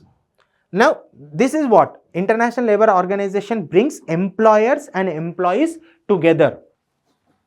That is what you have to understand about tripartite. ILO got Nobel Peace Prize award in 1969 for its effort to promote peace and justice for workers. Now reports of International Labour Organizations are very much important. What are the reports which is released by World International Labour Organization? One is World Employment and Social Outlook, Global Wage Report, World Social Protection Report. So these 3 reports are very much important: Global Wage Report, World Social Protection Report. Next, fundamental principles and rights at work. This is very much important. See, the reason why we discussed about International Labour Organization, ILO, is the data, the facts about ILO is because there is an Confederation of Indian Textile Industry and ILO have agreed on a new agreement, new project, that is nothing but Fundamental Principles and Rights at Work. What is that? Fundamental Principles and Rights at Work, FPRW. Fundamental Principles and Rights at Work. What are the main objectives of this project? Is elimination of child labor. We want to eliminate child labor, abolition of forced labor, elimination of all forms of discrimination. We want to eliminate all forms of discrimination, promotion of safe and healthy working environment among the cotton growing community in India. So promotion and safe healthy working environment. Now Fundamental Principles and Rights at Work is a joint collaboration. Tomorrow there might be a question that it is a joint collaboration of which of the following? It is Confederation of Indian Textiles and Industry and International Labour Organization. This project seeks to empower small and marginal farmers by enhancing their awareness of worker rights and improving their access to crucial social protection schemes. Next framework is Indo-Pacific Economic Framework. What is that? Indo-Pacific Economic Framework. See, this framework is very much important. India is a part to many regional agreements. India is a member to many international organizations also. But when we are talking about India's economic cooperation, India has many economic cooperation with regional countries. But you see, India's attempt to establish or form an economic cooperation with Pacific countries, especially with respect to USA, European countries, has always had so many hurdles. One is because you see, because Indian products, these Western countries, global northern countries, especially USA, Mexico, Canada or European countries used to criticize India, saying that Indian products are of subpar quality and Indian products are been using the labor of child labor, or Indian products are not following the phyto and sanitary measures, quality standards which is been othered. So in this context, recently India has negotiated and India became a member and India became a key member and India also hosted this framework. What is that? Indo-Pacific Economic Framework. So Indo-Pacific Economic Framework. So this is nothing but this is an economic framework from Pacific coastal regions. So that is the reason why this is very much important. Earlier attempts of India has been a failure. Now this cooperation is one of the diplomatic success of India. So IPEF, Indo-Pacific Economic Framework, was launched on 23rd May 2022 at Tokyo, comprising of 14 countries. What are those 14 countries? Okay, Australia, Brunei, Fiji, India, Indonesia, Japan, Republic of Korea, Malaysia, New Zealand, Philippines, Singapore, Thailand, Vietnam and USA. Now, this IPEC seeks to strengthen economic engagement and cooperation among partner countries within the goal of advancing growth, economic stability and prosperity in the region. The framework is structured around 4 pillars. Now, this framework is structured around 4 pillars. First pillar is trade. Second pillar is supply chain resilience. Third pillar is clean economy. Fourth pillar is fair economy. Now you have to understand in these 4 pillars, as I said, that one of the major hurdles in developing a economic cooperation with Pacific countries is always about trade barriers, which is been, whether it might be tariff barriers or non-tariff barriers, which has been imposed by India and which is opposed by Pacific countries. Even in World Trade Organization, about trade barriers and non-trade barriers which is been offered by India, was highly debatable. In this context, India becoming this member is very much important. And for that matter, you have to understand that although there were some issues with respect to trade issues. That is the reason why India has been provided with an exception in which pillar 1, when we are talking about trade, India is not a signatory to that. India is just an observer, where it has maintained as an observer status in pillar 1. You have to understand this. Still the issues around trade, Issues is not about free movement of goods and services. When we are talking about trade, it is not merely about whatever goods and services, it is about tariffs and all. It is also talking about digital sovereignty, data localization. Under this trade ambit also, India is also questioning the world countries. Now when we are talking about data, so the world now is, earlier 20th century the world was revolving around oil. The 21st century the world is revolving around data. In this context, you have to understand many multinational companies which are working on data, whether it might be Facebook, whether it might be Twitter, whatever, whether it might be all the social media platforms. Every social media, famous social media platform is being centered around West. So the issue here is, if these multinational companies which are running this social media running multinational companies, if their headquarters is in USA, and if all the data they will be collected from India will be centering in USA, and we know that data is utmost important. If these multinational companies are having the access to India's personal data, they might misuse this data. That is the reason why India is becoming the global voucher. India is becoming the global voice against this data which is stored in Western countries. India is vouching for data sovereignty. Our data, the right to our data should be every country, and data localization. Now India is focusing on two aspects. Okay, what are the aspects which India is focusing on? Data localization means nothing but the data with respect to Indians should be stored in the cloud within India. This is one aspect.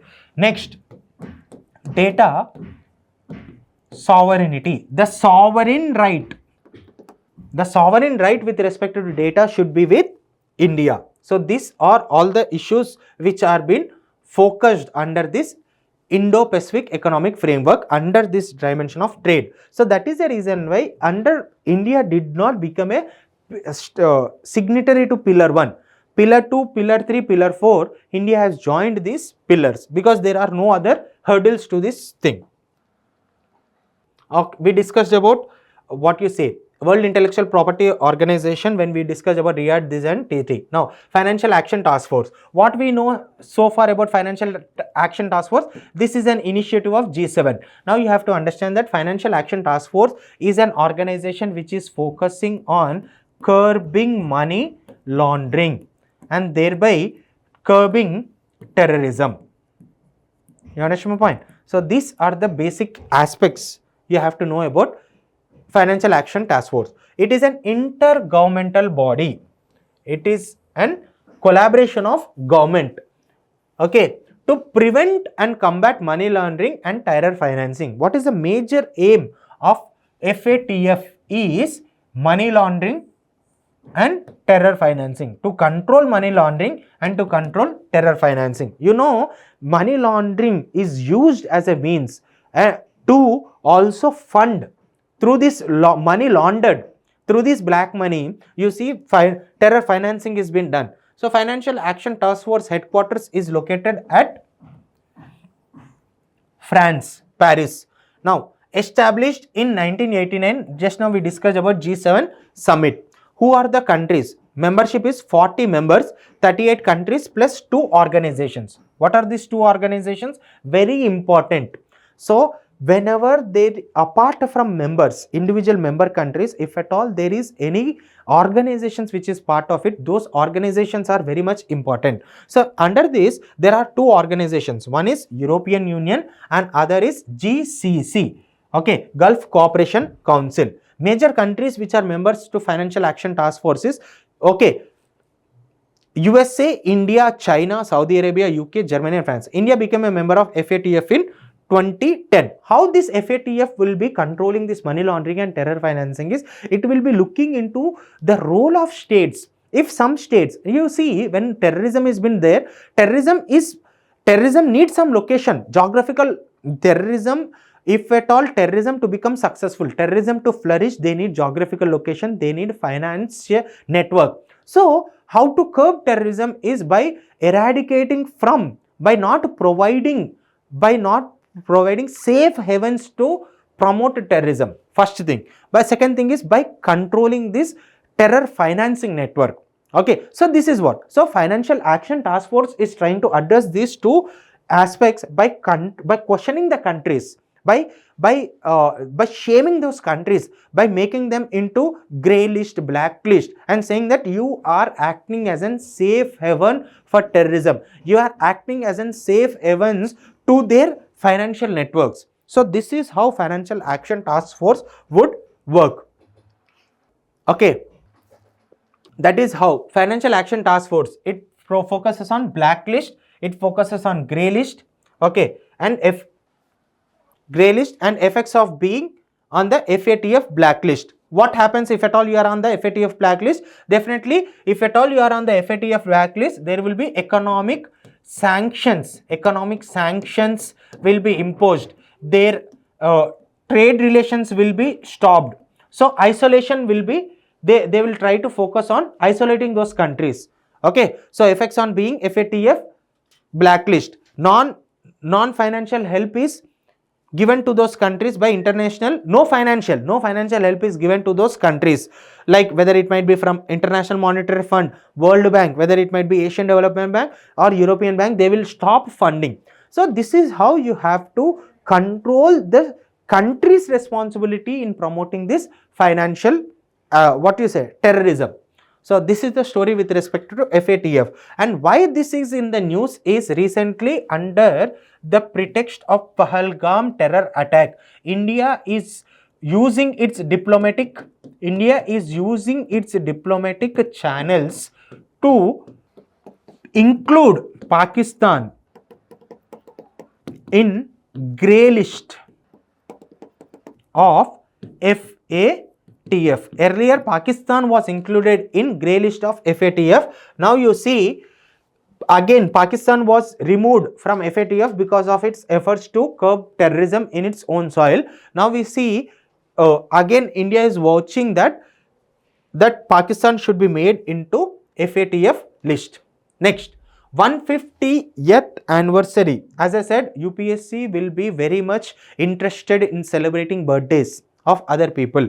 Okay, it want to have its due share in the cake by asking questions. So 150th anniversary of Universal Postal Union. What is that? Universal Postal Union. So the Department of Post has released a commemorative stamp marking the 50th anniversary, 150th anniversary of Universal Postal Union on World Post Day. That is, when is that World Post Day celebrated? On 9th October. So UPU is a United Nations specialized agency. This is very much important. So United Nations, UPU, Universal Postal Union, is a United Nations specialized agency and the postal sector's primary forum for the international cooperation. So Indian Postal will also be a part of this, but obviously. Okay, UPU was established on 9th October 1897 in Bern, Switzerland. India joined UPU in 1876. India became a member of UPU long ago in 1876 only. Where is this UPU headquarters? It is in Bern, Switzerland. UP has played a key role in standardizing international postal regulations. So a standard was established by UPU and is the second oldest international organization worldwide. After, earlier we have, before Universal Postal Union, we have International Telegraph Union. Earlier communication used to be through telegraph. Okay, so earlier was what was that? International Telegraph Union. When was it established? 1869. What is that factual information you should understand is, year 2024 also marks 170 years of establishment of India Post. When was India Post established? It was founded in 1854. Who was the viceroy during that point of time? Governor General Lord Dalhousie. Now, postal service in India. The factual information: in 1852, issuance of Shinde Doc, India's first postal stamp. When was it issued? It was issued in 1852. Another factual information is establishment of just now we have discussed establishment of India's first post office in Bombay in 1854. So as it is 150th anniversary, so they might ask question relating to something with respect to postal union. So 1852, issuance of Shindedoc, India's first postal stamp. In 1854, establishment of India Post Office in Bombay. Next, Geneva Conference, Geneva Convention. As I said, 75 years anniversary of adoption of Geneva Convention. Now, in Geneva Convention, there are 4 treaties which you have to understand, and Geneva Convention is being formalized by in 1949 by United Nations. There, okay. So the focus of the convention is treatment of non-combats and prisoners of war. How we have to like prisoners of war, what type of protection should be there, and what is the treatment of non-combatants. They see, when it comes to army also, there will be combatants and non-combatants, means nothing but supporting staff, nurses, doctors. How the treatment should be there with respect to non-combatants, how the treatment should be there with respect to prisoners of war. Okay, so the use of which and the conventional or biological and chemical weapons were also discussed. So everything forms the ambit of Geneva Convention, and this Geneva Convention is very much important. Okay, so because it is the 75 years since the adoption of Geneva Convention, and this Geneva Convention is very much important in upholding human rights also. Okay, so like prison setting detailed rules for treatment of prisoners, protecting hospitals, okay, medical shop, allowing humanitarian aid, and prohibiting torture, rape and sexual violence. Now, list of conventions. See, Geneva Convention, there are 4 list. So first Geneva Convention is focused on protecting sick soldiers on land. Like, who are all the soldiers who were being wounded and sick on the land. So first Geneva Convention is focusing on protecting wounded and sick soldiers on land. Second Geneva Convention protects wounded, sick and shipwrecked military persons at war on sea. So first is protecting the soldiers on land, next is on sea. Okay, so this is how you have to remember, as this is in the news because of its 75 years of establishment. It is very much important.